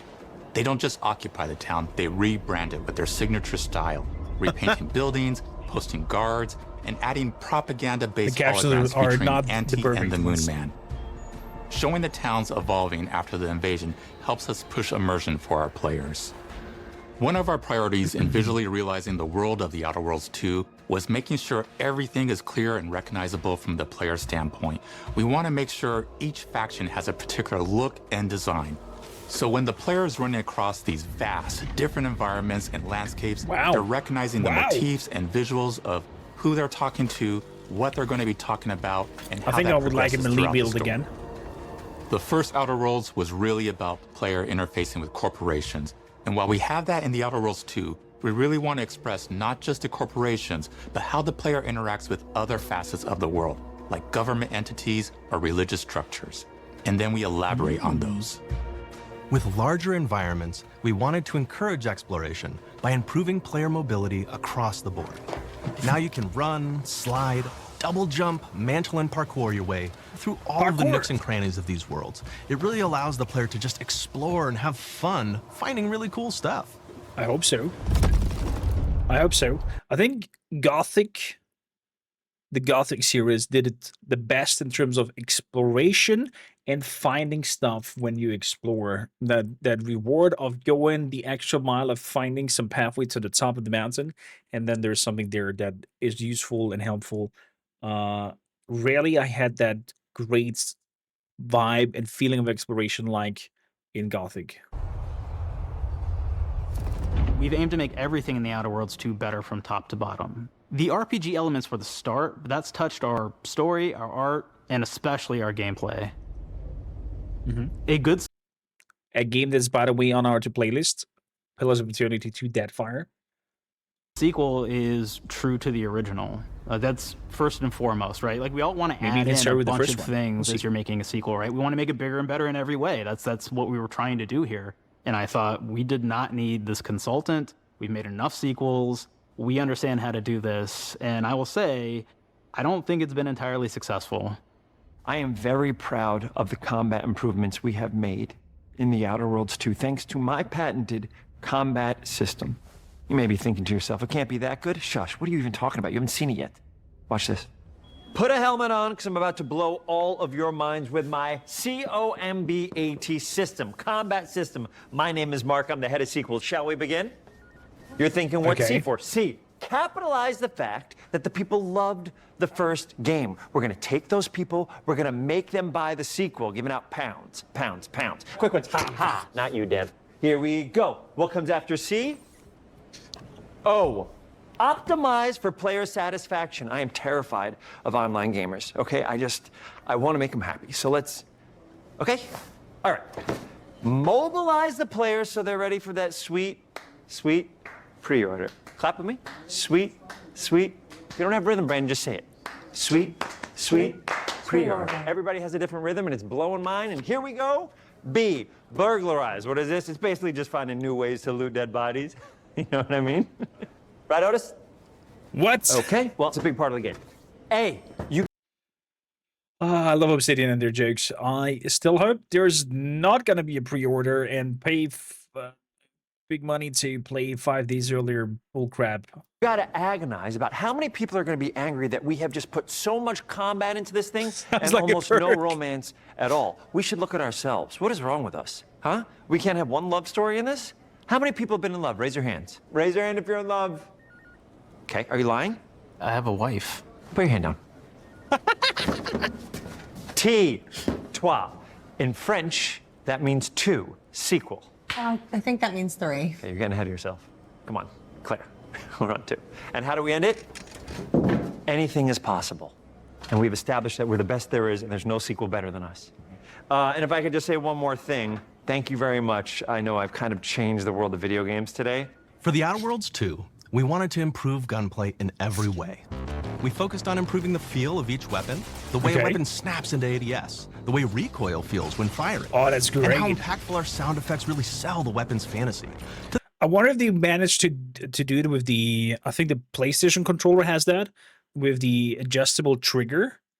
When you hit it to shoot, depending on the weapon and weapon variety, the way of how you trigger it and how hard it is to squeeze in order to do the shots is different from weapon to weapon. I think Raven told me that about Space Marine 2, when played with the latest PlayStation controller, it has that where you have to have different squeezes on the trigger and the weapon feels different every time. Although first-person controller with mouse, 100%, but still, cool idea. Things like how unique reload animation can add a lot of character to each weapon. We've increased the variety of weapons by including new weapon types, but also through a host of fun and unique weaponry.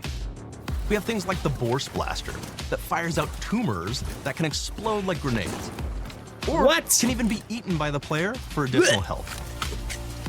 We have a weapon called Rookie's Reward that will actually level up the more you use it throughout the game. Okay. And every time it levels up, it's got fun fanfare where it's like shooting out confetti and it's got a fun little setup. We have a really fun weapon called the pop-up gun. It fires out ad drones that will distract your enemies with corporate ads, slogans, and jingles. While your enemies are distracted, you can focus fire on them or explode these drones for additional damage. New Ads to the drones? Outer Are you Worlds 2 kidding me? Throwables. So you can use frag grenades to flush out enemies, smoke grenades to camouflage and escape, distraction devices to bait enemies into a stealth attack. Should we do a stealth build? Science grenades that will levitate enemies, allowing you to fire upon them while they float helplessly. I don't think I've ever played a stealth build. Science in weapons any of are those games. back. We have returning favorites like the Shrink Ray. This time it's been upgraded so you can shrink your enemy down to the size of a sprat and run over them, exploding them into bits. I'm so down The for Shrink that. Ray. That was probably my favorite one from the first game, so we brought it into the second game, but we improved it though. So instead of shrinking your enemies for a short period of time and having them re-expand, this time they stay shrunk, and we actually added in the ability to step on them and kind of squish them and kick them, because we knew that that was the player fantasy. We knew that's what everybody wanted to do. They wanted to step on the enemies, they wanted to kick them, so we made sure to double down on that stuff. Oh, it just In addition to jumped on things them. like our returning favorites, we also have some really fun and unique new science weapons. Okay. One of them is called the Armageddon. This one's really cool because it actually shoots out these masses that are like these little arms that will stick to people or cover or all kinds of different things, and they will continue to just hit them until they get destroyed. Ew. And we have another one that's just super cool called the Spectrum Dance Saber. This is a Spectrum melee Dance weapon Saber? that actually lets you attack to a musical beat. And if you continue to do that, you'll actually get additional bonuses each hit you do. One of my personal favorite weapons is called the Big Bang. It's just a big freaking gun that uses material harvested from rifts to shoot out a giant ball of energy, vaporizing everything in its path. Oh my goodness. Now, ammo's extremely rare for this weapon, but you can use it in just the right situation to devastating effects. Like another great one is Gary. If you wear Gary, he will lash out at your opponents as you're walking through combat. So we even have science armors, and we've really kind of shown off Gary? what we A thought living was really armor? great for the player from a Dude, science this game is perspective. wild. We're all about letting people play the game their way. There are some players who prefer to be immersed in a first-person view, taking in all of the details. But there are others who This really one. prefer to take the world in from a third-person perspective. Why not allow both? Well, now you can swap between the two, letting you enjoy the experience in whatever way you like. Oh, that's massive. One of the things I really like about having the third-person mode is being able to see all of the fun and unique armors and armor combinations and weapons that you can equip your player with.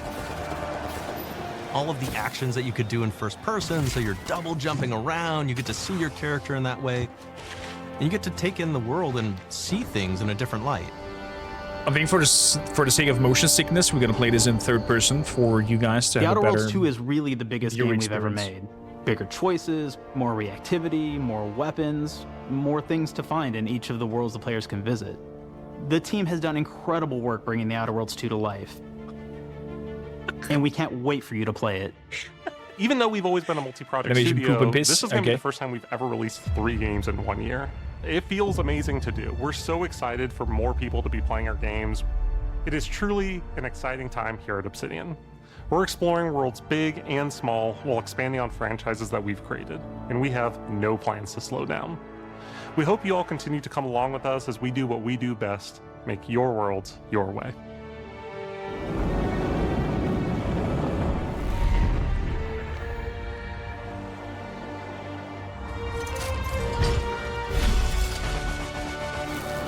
Man, at moments like this, I wish I'd be able to stream from Monday to Friday and be able to keep on in par with all of this and be able to pop out one Let's Play and playthrough after another. Outer Worlds 2, ladies and gentlemen. What a unique, funky twist to a story. I wonder how serious the story itself takes, or if they try to force the humor. Because if the humor is forced, then it's very often kind of like a mass situation. But the first one was already really good for the limited budget that they had, and having high expectation now for the sequel of this. Definitely a title that I want to try out and play with you guys. Next, we have Gears of War Reloaded. I think remaster of the first Gears of War back in the days. Was it the first Xbox or was it Xbox 360 that introduced us into the world of Gears of War and kind of make the song All Around Me of Familiar Faces, Worn Out Places. Mad Worlds, I think was the song called. Quite popular because it was used in the trailer, and I tell you, Gears of War is a gritty, grim, dark, fantastic storyline that I can highly recommend for everybody to experience and test and play out. I'll add this straight up to the wish list. For those who don't know what Gears of War is, we're getting no real explanation here, but the trailer should give us a little bit of an idea, or give you a little bit of an idea what we're expecting here.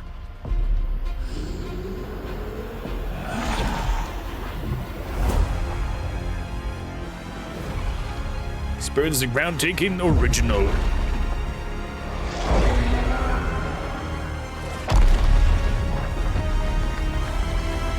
That changed gaming forever. Gears of War. You could get in a lot of trouble for doing this. It's going multi-platform. Not anymore. Things have changed. Welcome back to the army, soldier. The chainsword gun. I love that one. Oh yeah! You think you can still wait, why did he not split?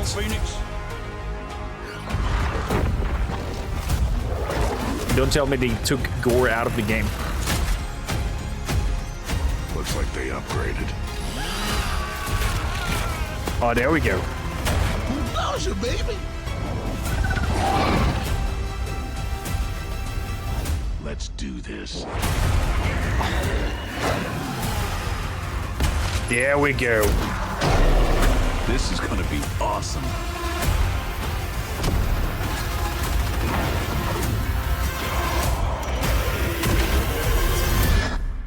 Form up! Gears of War Reloaded. Some sort of tactical combat where you run from cover to cover. Have gruesome fights. Have this wonderful chain sword gun that you can use in melee to take them apart. I think they should have just redone the trailer that they did back in the days for the original one in the new engine, and would have been perfect to showcase it. For me, I definitely must play. What about you? Up next, we have Mudang 2 Hearts and stealth game. Remember the Splinter Cell games? Back in the day, crouching around, stealthy approaches. Now we have an approach towards that kind of serious, but coming from the east. We have a very Asian vibe. It looks intriguing. I have mixed feelings about it. I would like to hear your opinion about it. And let's have a look at the trailer.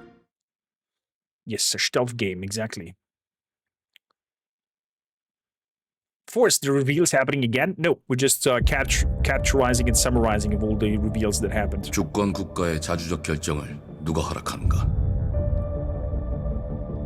만약 이 결정이 패권 국가의 특정 정치 집단의 이익을 저해한다면 Is it Chinese or 당신의 특정 Japanese? 행동이 대중의 의사결정에 영향을 미칠 수 있으며 반대로 누군가는 당신의 의사결정에 영향을 주려 한다는 것을 인지할 때 Korean? 자신만의 온전한 입장을 세울 수 있지 않을까? 당신의 입장은 온전한 본인의 판단인가? 그렇게 믿고 있거나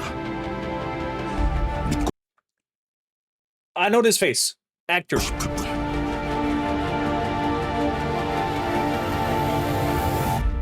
We get some known faces again. Digitalized into the game. Wow. Rage fully blooded. Special forces. Tanks even. What kind of war situation is this? Oh. Okay, there seems to be some sort of bioweapon that makes people rage. Mudang, 2 hearts. Interesting stealth promise. Promising looking game. I would like to see properly more gameplay of it, because this is just like highly cut, highly pure action situation here. But I'll put it on my watch list. Mudang, 2 hearts. Something that I'd probably want to try out. I was a big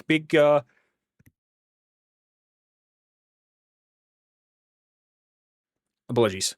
Quick sneeze there. I was a big fan of the Splinter Cells games back in the days. Yeah, why not? A new approach, an easier one. You're not sold on the zombies force? Yeah, it's okay. That's okay. I get it. Probably if it's the main focus on some wave combat, I probably might be stepping away from it as well. But if it's just like a little part of the bioweaponry that comes to place in certain situation and good use of it instead of just, you know, letting units swarm you, then it might become something quite promising. Mudang, 2 hearts.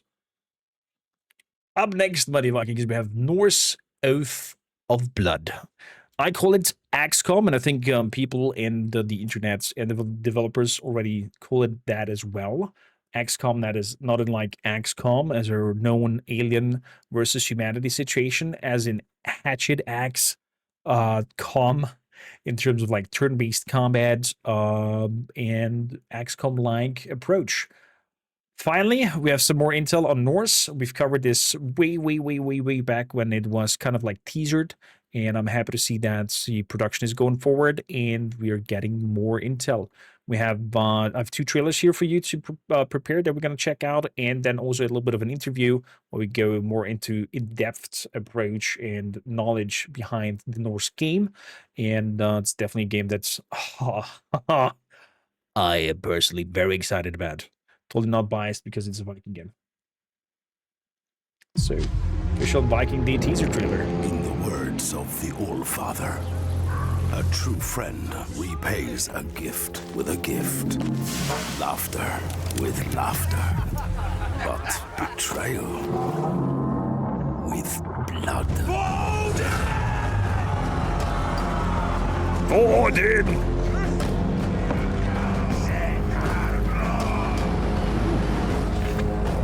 Human sacrifice up there. Vengeance is coming. Keep your wits close. I will carry her, and your blades too. Oh, so we're gonna have a story to that as well? Forest favors the predator.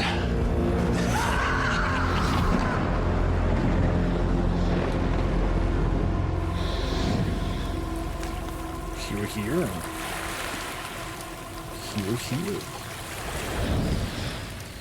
A little bit of a taste of story teasering here, it seems like. Let's have a look at the story teaser itself. Now we go to some turn-based combat. It is a strange crew which sets out on the sea road. No one would expect the gods to cast an eye upon this little vessel. Is it now? My lord, we have been betrayed. Together, we will destroy this Steinar for his treachery. Let's get this shit bucket going.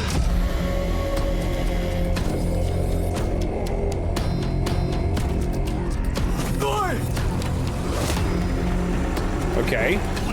I want to talk to you. Animation need a little bit of this will fit beautifully. fletch out, but I saw here base building. I saw customization in terms of putting clothing on and weaponry. Oh, my XCOM heart is crying in Viking blood. I'm excited. I'm excited. Verdict so far, nice immersion animations. Could use some work. I agree with you, Force.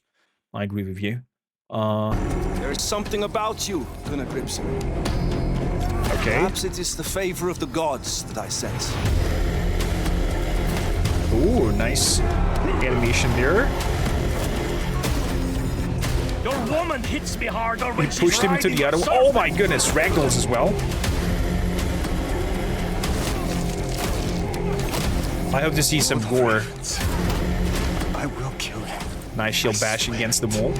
Steinar Farspear will die. Steinar Steinar? It's Steinar.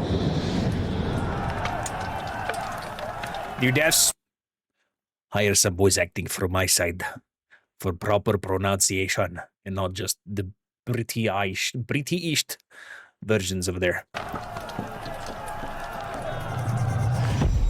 In battle, we're getting Viking XCOM where we're just meleeing aliens to death. Imagine. Let's hop straight up into the interview from IGN.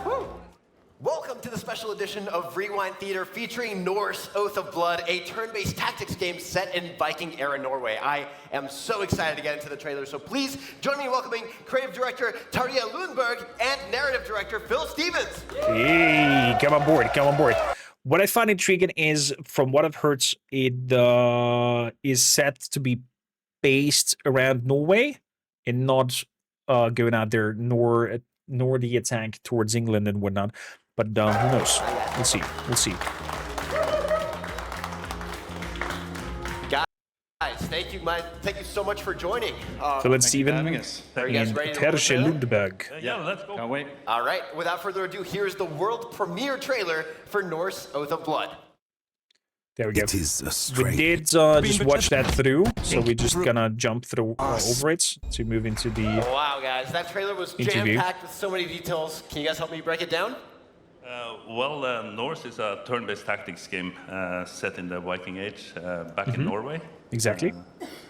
That we know. For the audience, it's more heavily inspired by XCOM series, Wasteland, and more recently also Baldur's Gate 3, which is more like narrative-driven. Because Norse is a very heavily narrative-driven game. Yeah, so in this first clip, we get a look at the combat and setting, right? I've heard it be called, like you said, very inspired by XCOM. We called it AXCOM. Oh, yeah. Which I know you guys like. Can you give me a little bit more of like a deep dive into what that means for combat and the environment?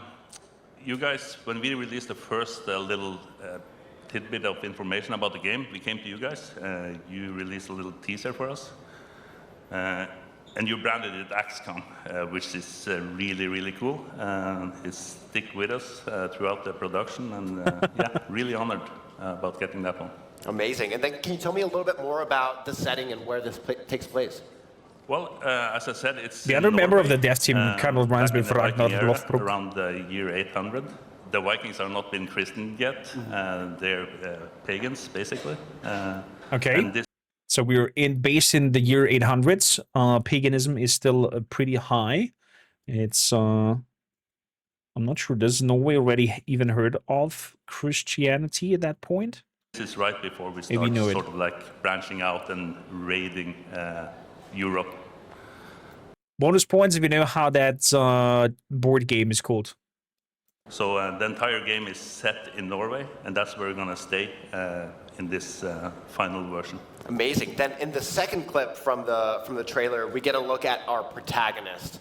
Can you tell me a little bit about our protagonist, who they are, how they fit into the story of Norse? Yeah, sure. So our protagonist is a young warrior called Gunnar Gripsson. Gunnar! Strong but honorable young warrior. And he's the son of a Viking chieftain called Jarl Gripa of Bora. And over the course of the game, he has to become a successful leader, a fearless warrior, and a kind of a manager of men to go on a quest for revenge across Viking Age Norway. Yeah, well, in this next clip, we actually see moments before tragedy, two men meeting on this pier, this dock. What can you tell us about him? So there's this guy on the right-hand side here. He's Jarl Gripa, that's Gunnar's father, and he's the leader of this settlement, Bora. And on the left here we have Steinar Farspear, and he's Jarl Gripa's champion or prowman.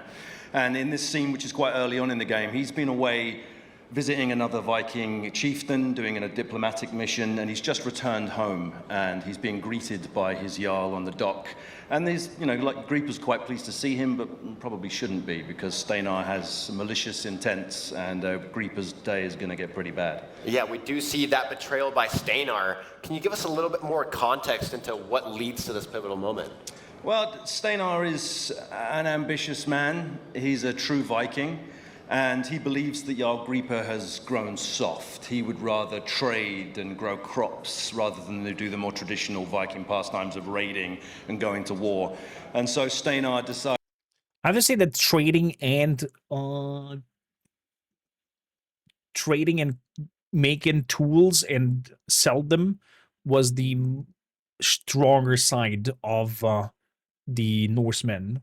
But Viking, aka the term Viking, is only then used when somebody is on Viking, aka going out for a raid.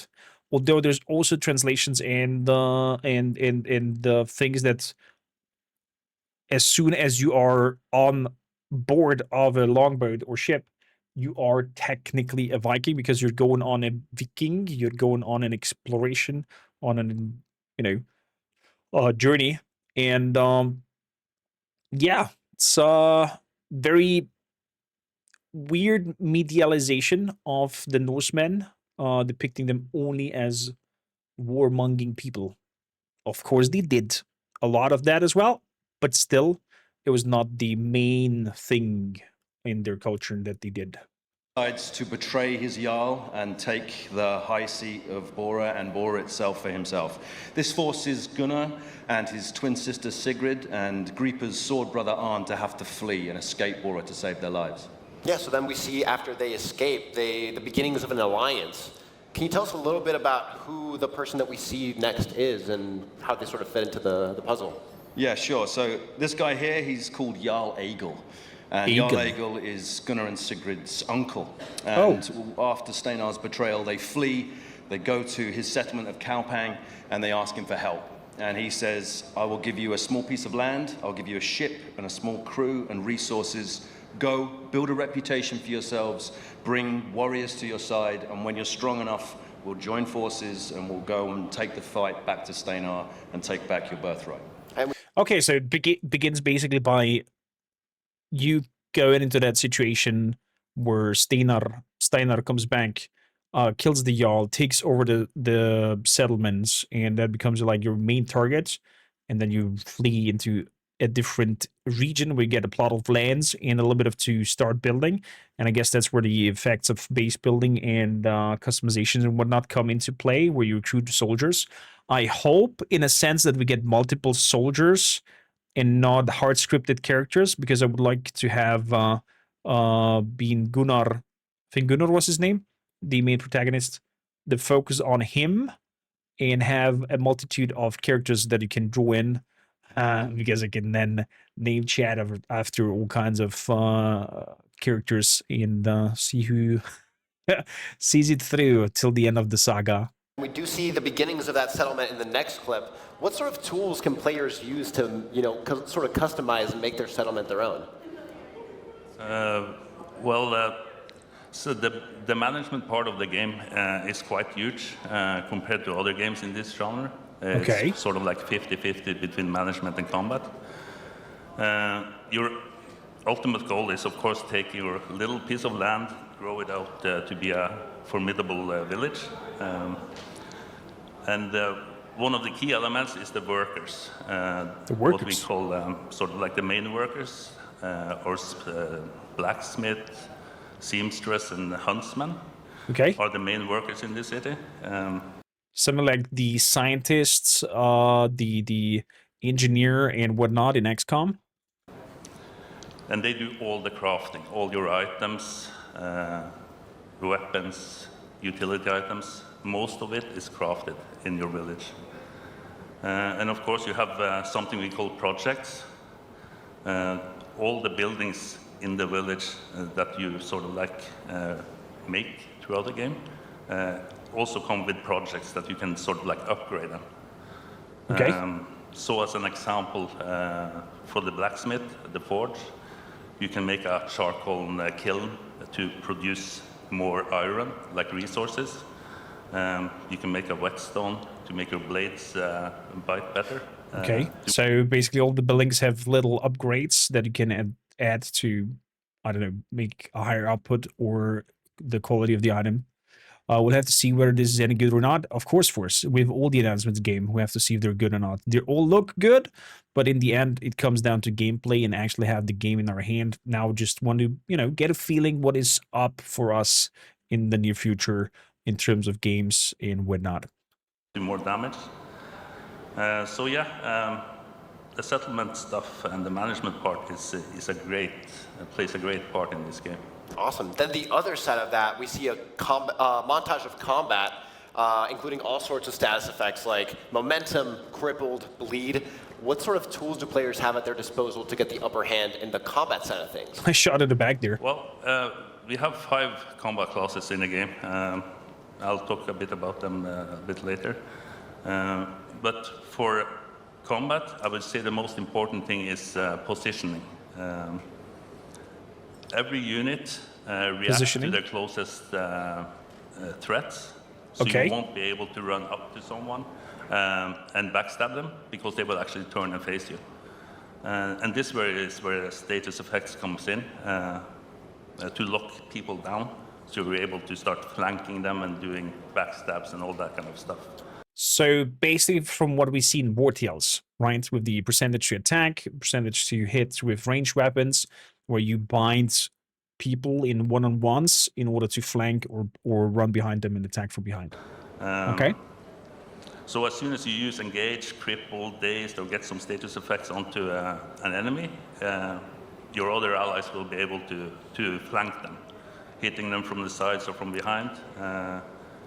By doing so, you also have a bigger chance of hitting, of course, but you also have critical hits guaranteed. And if so melee is also in terms of not a percentage of being able to hit. No, not a true strike, but actually percentage to hit.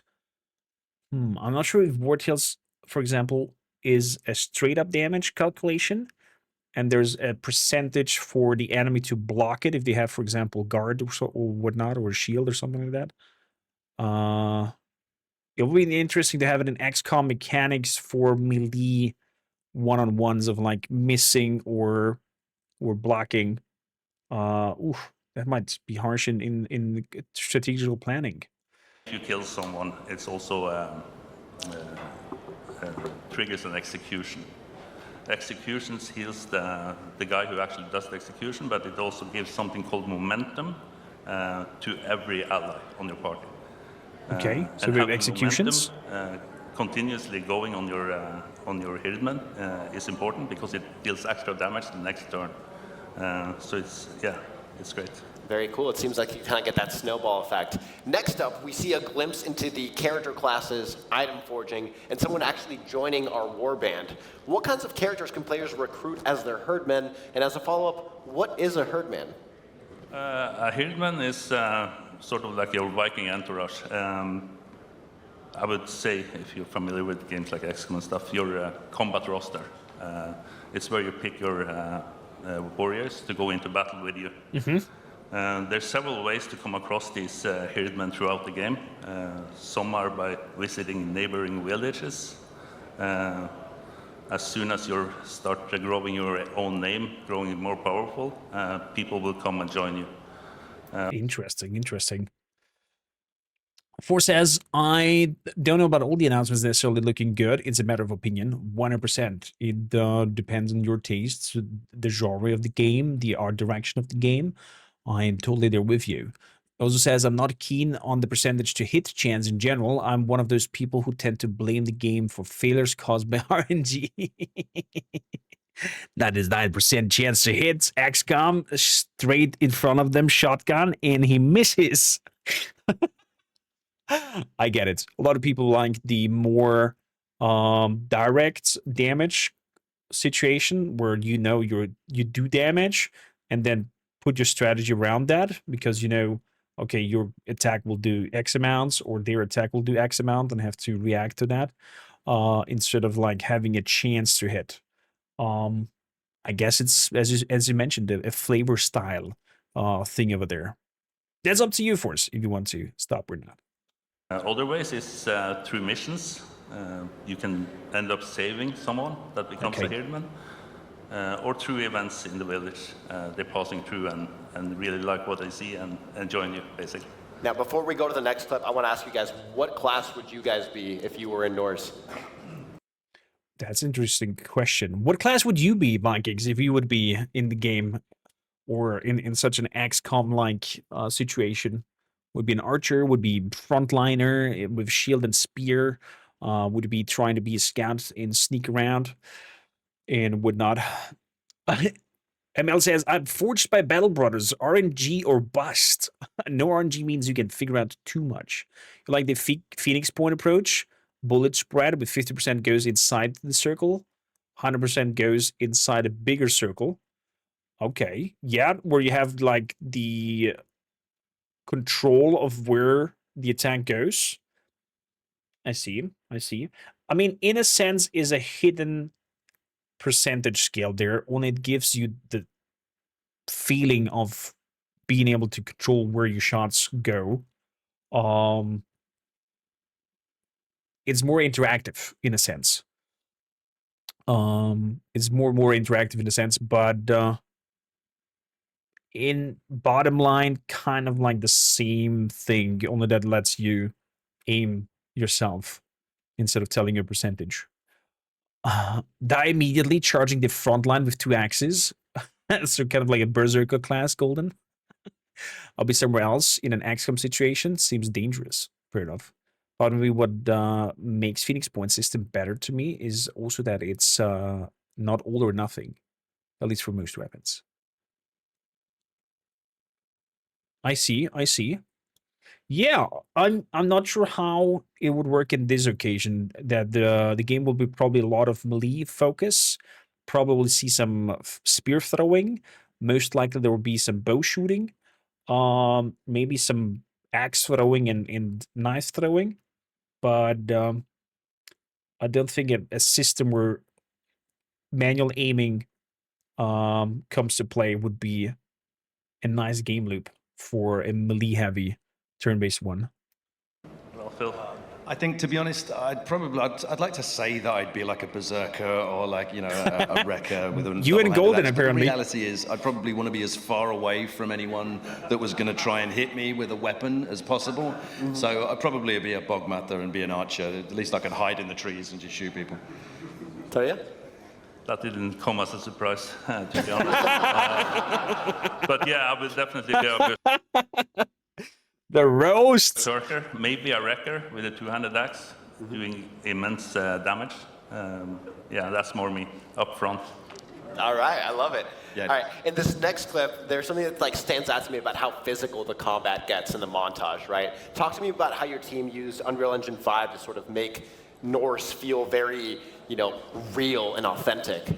Well, Unreal 5 has been invaluable to us throughout development. It's really enabled us to get the most out of. I love this kind of situation where the one on the left kicks the enemy, what I think is his buddy on the other sides, and he's getting hit in the back and reacts to that by turning around, and they're both hammering this dude away. Our motion capture, our cinematic inserts, it's helped us at every turn, and it's enabled us to kind of build this I think we're going to see some cool synergies. I think very difficult to do even a short time ago at a game of our level. So yeah, it's an incredible piece of technology. It's also enabled us to capture some of the nuances of our stunt teams and our performers in a way that, once again, wouldn't have been possible a short time ago. You can capture every impact, every small expression, and that just helps in the immersion of the game. Within that same vein, the next montage, it just has these moments that feel very intense and emotive. How did your team go about crafting the revenge story for Norse Oath of Blood? Well, we set out to make a playable historical epic and create a vivid and exciting world that players could really get involved in. To build that vision, we were really fortunate to have our story written by best-selling international author Giles Christian. Ooh, Giles Christian joining in as the writer. Not bad. Activating others' attack opportunities, probably something like that. Maybe there's some perks if somebody comes, or maybe it was like an Overwatch, and that triggered the Overwatch by kicking it over into it. Because, for example, War Tales, now again being turn-based medieval game, you can set up an Overwatch with the Archer, or also with the Spearman, who is like then putting up a phalanx kind of situation, and has a cone. And if you push something into that cone or into the Overwatch, then it triggers an action by the one in the Overwatch. So basically you're attacking your target with a different character, pushing them into the zone of action, and that triggers the other character. So I could definitely see this happening here as well, where somebody's like ready action on melee, and whoever comes into melee range will be attacked. And by that kick into the other one, it triggered it. And I guess because it was with the back to the other one, the damage output was a lot higher because he got pop, pop, pop, the two axes into his back. And Giles has shaped this rich, compelling... Or maybe it was a berserker who wants, frenzy, and you use that one to kind of trigger his frenzy against his companion. Narrative and this cast of incredible characters that you want to spend more time with, you want to find out more about and explore their world. Also, motion capture in itself, the way that we approach motion capture has been really important. Nice. So we're going to get a very good-looking turn-based combat. We work with a fantastic team in London called Target 3D, and they enabled us to shoot our motion capture sequences as if we were shooting live-action film. Nice. So we were able to bring a director of photography in, our sound recordist, have complex scenes played out, sometimes with up to 11 actors in the volume at one time, and they could work off each other, actually, because we were capturing sound at the same time. They'd inhabit their characters properly. You'd really feel the emotion in the room whilst it was happening. I think that just really helps bring the players into our world. Of course. And then finally, in the trailer, we see the title card, and I got really hyped. What would you guys like to say to people that are excited to jump into Norse? I mean, we'd just like to thank everyone who supported the game up to this point, and who, hopefully people like what they see and they're going to continue to support the game. We can't wait to get this game out into the world and to show people. If people would like to know more, please do follow us on social media, on Discord, for any news and announcements. And I'm definitely going to jump over to Discord to message you guys again, because I talked to the team way back when the teaser trailer was out. So, get ready for some Norse content over here, and probably, not probably, very surely, in full playthrough, let's play of at least one campaign, and then depends if it goes better, we can do like multiple entraps, different things, such as Battle Brothers, for example, is also on my playlist. Wow, with lots of games to cover. Oh boy, and so little time. Vikings, what do you think of Norse? Oath of Blood? Does it itch does it scratch your itch, or is it something that puts you off and not a fan of turn-based combat at all? Up next, we have Anno 117 PAX Romano, the next installment in the Anno series, going back into the ancient Rome era. What I am mostly excited about, because it has been a while since I dared to play an Anno, I think. 1800 I skipped because I just didn't vibe with the setting and the time periods, but this one definitely has me hooked. And I want to play some Anno 117 PAX Romano. We're going to look at the trailer. We're going to talk a little bit about potential mechanics that are in the game, showcased in here. And also big shout out to Ubisoft. Thank you for being in the partnership program with you guys. And, probably we're going to have some sponsored content coming up from Ubisoft, covering some of those aspects in gameplay. With that, let's hop on in. Ubisoft original. If you want to be immortalized in ornateness, here's a little lesson in greatness. Already coming up with the rhymes. I am enjoying it. If governing is your vocation, it's all about location, location, location. Go where you haven't gone before. Find a religion. Or fight. Oh!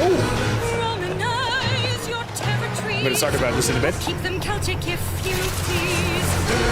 Sharpen your steel or lose your head. I'd prefer PAX Romano instead. So what we saw so far, because there's a lot of stuff happening, is we have multiple gods that we can choose from that give all kinds of bonuses to the settlements. We have the decision if we want to be Pax Romani or remain Celtic or nationally, whatever region you are where you're settling. So these kind of mechanics are hinted here within the trailer. And also naval combat. And what's kind of interesting with the naval parts is you will be able to customize your fleets in order to decide, do you want bigger rows? Do you want a bigger cargo? Do you want a tower with some archers on top? And you have a lot of creativity in terms of how you want to make your vessels. And that, I guess, will bring also quite some unique playstyle in terms of strategy when it comes to seafaring. Let's continue. Ooh, look at that arena.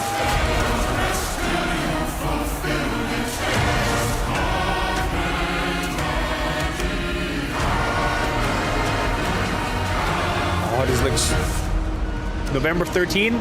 Mark your calendars. I'm gonna play some Anno. Typical Anno beginning, coming up with the ship, making the buildings. Happiness, improvement or not.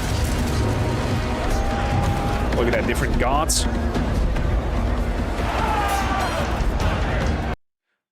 I love that they also put a lot of emphasis to, and if it comes to combat feels quite cool as well. Then we have some ship combat, as mentioned earlier. And visually it just looks good as well. Visually it also just looks good as well. So prepare for a great Anno adventure that we're going to have starting in November. And I'm not sure I want to go deeper into the mechanics that are at play. I'm going to show you through some gameplay that even rhymed. And yeah, let me know. Anno 117. Like it or not?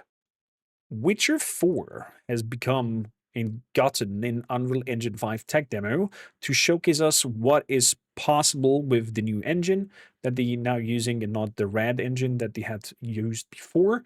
And we're going to have a look at it. We have 14 minutes of visual glory that we're going to talk and nerd about. I personally am super excited for the next title in the Witcher saga, even though we play a Ciri. I mean, it's kind of obvious it's probably going into that direction with Ciri. I would have loved maybe a no-name protagonist and create your own character and maybe join one of the schools on your own and whatnot. But who knows? Who knows? There's plenty of potential out there in terms of more Witcher games. But let's have a look visually what they have in store for us. I've not seen it yet, so this will be raw and fresh for me as well as maybe you. State of Unreal. Let's have a look-see. I'm having goosebumps already. Didn't begun it. Horses.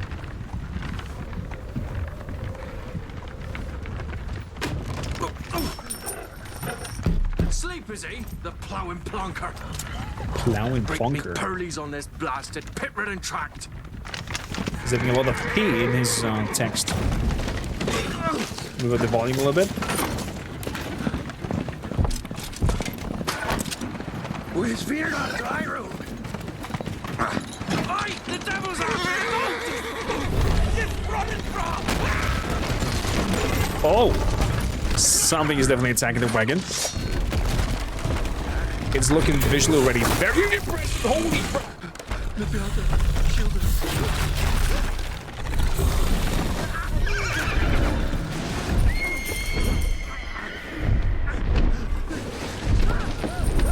Oh, there goes the money. Oh. Is he in the air? Oh. Yeah, that must have hurt. Griffin? What do you reckon? What kind of creature could it be?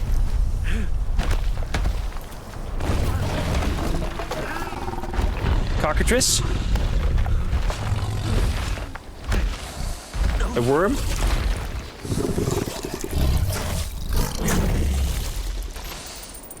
What was that? Cat face? Horns? Chimera? A creature is probably a witcher. I don't think so. Hello, Siri. Salt.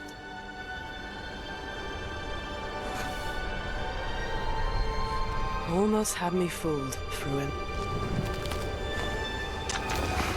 She looks like your aunt. Can you give me her number?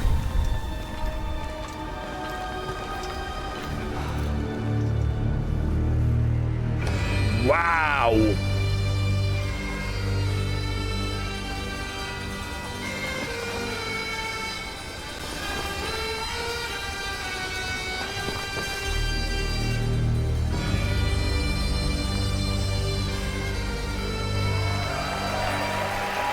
This looks amazing. Thank you. Thank you, everyone, and welcome to the State of Unreal at Unreal Fest Orlando. We're here to show you what's next with Unreal Engine and so much more. Okay. We are thrilled that you're able to join us. Thank you. I'm speechless. But first things first, I'm here with Sebastian and Kitek from CD Projekt Red. We have Sebastian, a lot Kitek. to talk about. Hey, guys. Hey. Thank you, Wyatt. Thank you, Wyatt, and hello, everyone. With The Witcher 4, we're stepping things up. And to do that, we needed the right partner. I want One that that truly jacket of understands his. that great open-world games are all about art and technology coming together. Yeah, and look, our goals are completely aligned here. And around the launch of UE5, your awesome team at CD Projekt Red announced a collaboration to make open-world development in Unreal even better. Okay, I'm all and ears. it's an opportunity, we just couldn't pass it up. So we've been working on a technical demo together to achieve just that. I think we should take a look at it. You guys ready? Born ready. Kitek is Born getting ready. for us. Sure, let's do it. Oh, he's playing it already. Are you kidding me? Is this looking good? This is a technological showcase set Look at in the the fabrics. world of The Witcher 4. What you Moving just with saw the winds, and are going to see forming now around is the running body. on standard PlayStation 5 at 60 FPS with ray tracing. Shut up. So in the game, you'll be playing as Ciri, a professional monster slayer, a witcher. She explores the world This is running and on a hunts down PS5? monsters for coin. The region we are in is called Kovir, Oh, and we're you'll in get to Kovir. explore it in a game. Right now, Ciri is investigating a monster, and after gathering new clues, she is heading back to a nearby village. What do you think, Vikings? What kind of time area are we here? It definitely is a more All right, everyone. grown-up series. Meet Kelpie.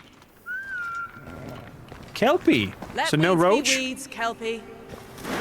So just like Geralt had Roach, Ciri has her own loyal companion. Aww. We return to town. These two characters need to feel like one.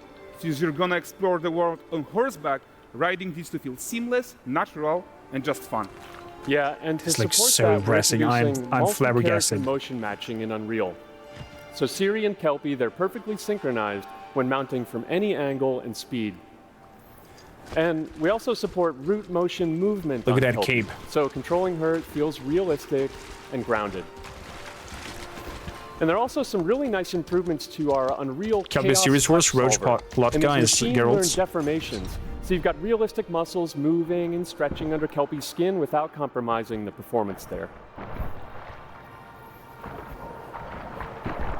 Say what now?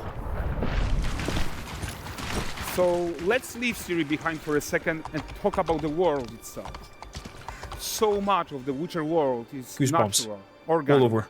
especially Kovir with its dense forest and wild nature. Yeah, and wild nature is hard. And with nanite geometry, we've freed artists from so many of their old constraints. But we don't want to rest until everything we do in Unreal has that same spirit of freedom. There's always more work to do, and foliage is a huge piece of that puzzle. So we are excited to introduce nanite foliage. I wonder if nanite foliage helps improving the overall performance for fauna depicted in games, that you can have a fantastic view of grasslands and woodland and whatnot without tanking your computer. And I think this technology might be a step in the right direction in order for, I mean, they're using it in the standard PS5. It does improve the performance, says Jack.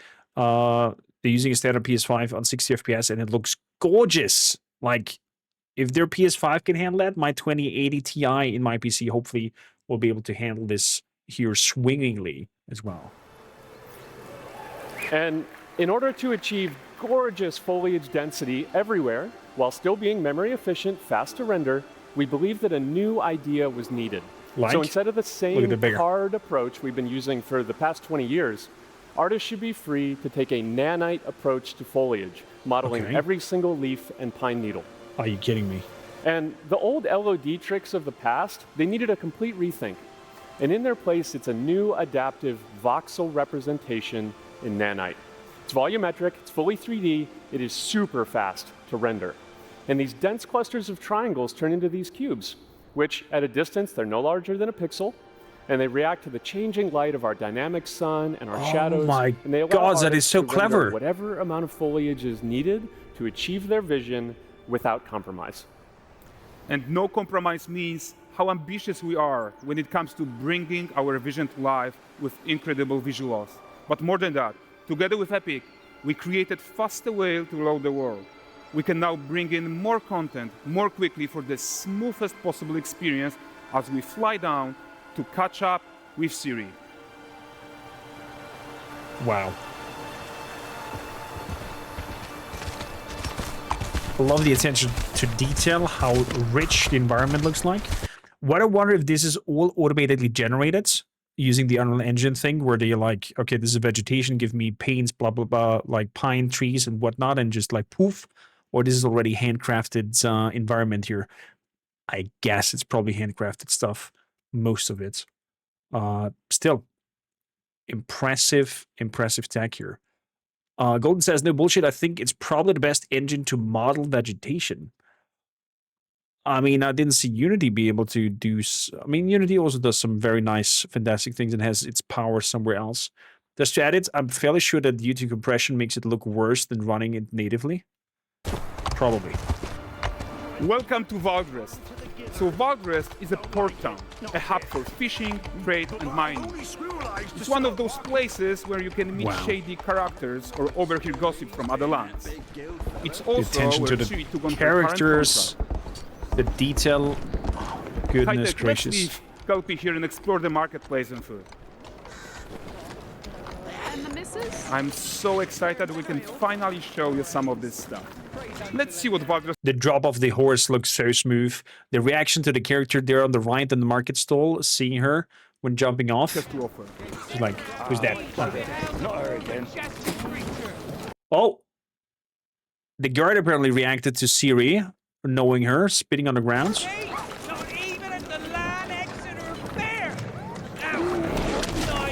A dancing bear. Very safe. It does say not actual gameplay at the bottom because it's a tech demo. It's something they altered together. I hope after showing this, they don't move back and downwards and deliver in not the same looking game as... It's possible that it will happen for us, but would be silly. Guys, notice how responsive... Oh, the guy lost his apples by getting hit after. I wonder if that has a reaction to the world itself. The world is. Character actions directly affect what happens around you. The kid went to steal some apples, chain and the pig's going over there as well to eat them. Together.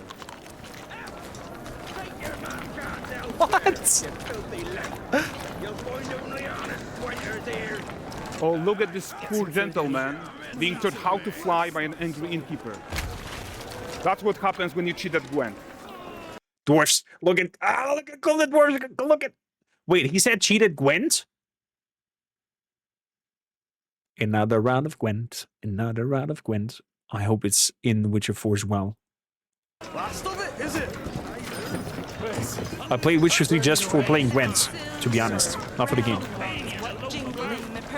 I'm just kidding, of course. Well. Okay, so this is the guy who gave the series quest his own. Like you probably suspect, he has his own agenda in all of this. You're off your tits again, Wilfred. Get your ass up.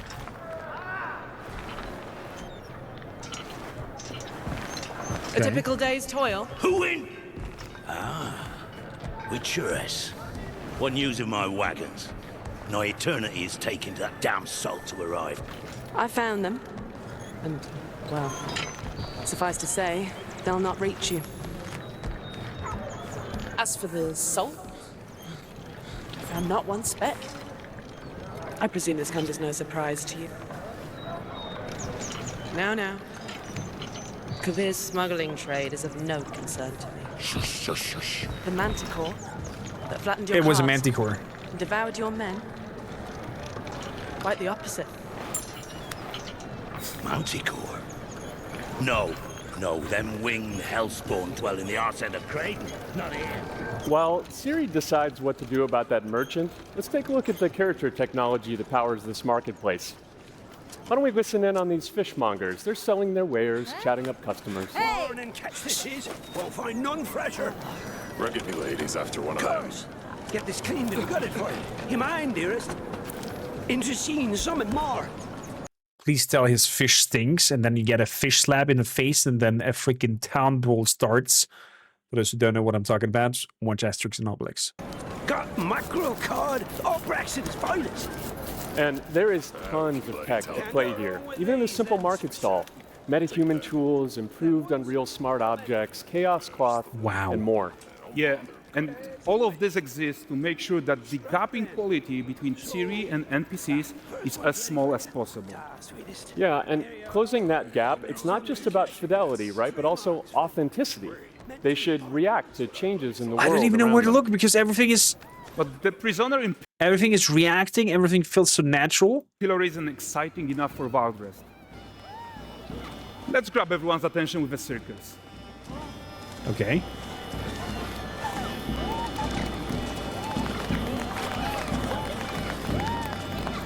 But the great performance deserves a huge crowd though. Let's crank it up. Okay, we're cranking it up with a huger crowd.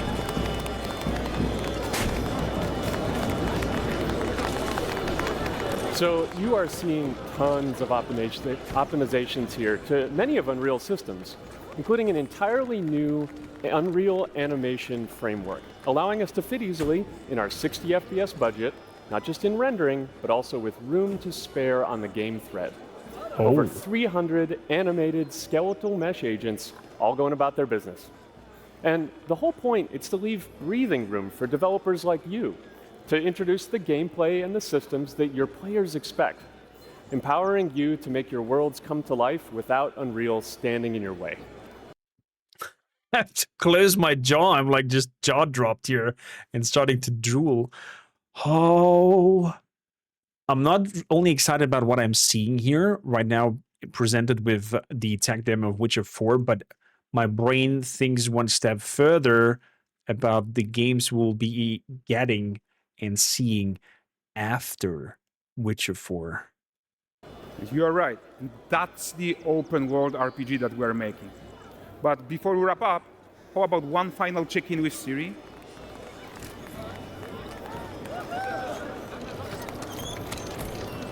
We are making this game to be the most immersive and ambitious open world Witcher game ever. And we are... You wanted to say open world game ever, but sneak that Witcher in front. But man, I'm CDPR hands down. I hope this will be not such a technical shit show as the release of Cyberpunk 2077, and that you will have a smooth sailing from from the first release day. I'm making this a reality thanks to our work on Unreal with the team at Epic.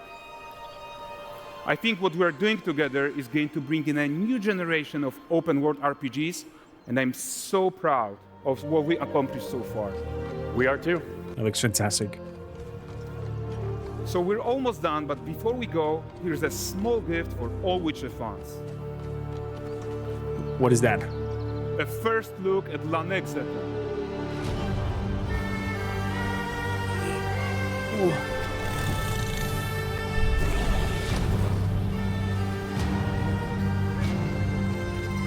Onward, Kelby. Bonus points What? for those who know what our next spell Exalter is.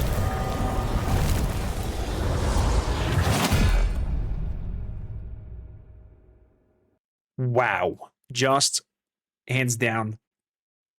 Wow. Nothing more to add.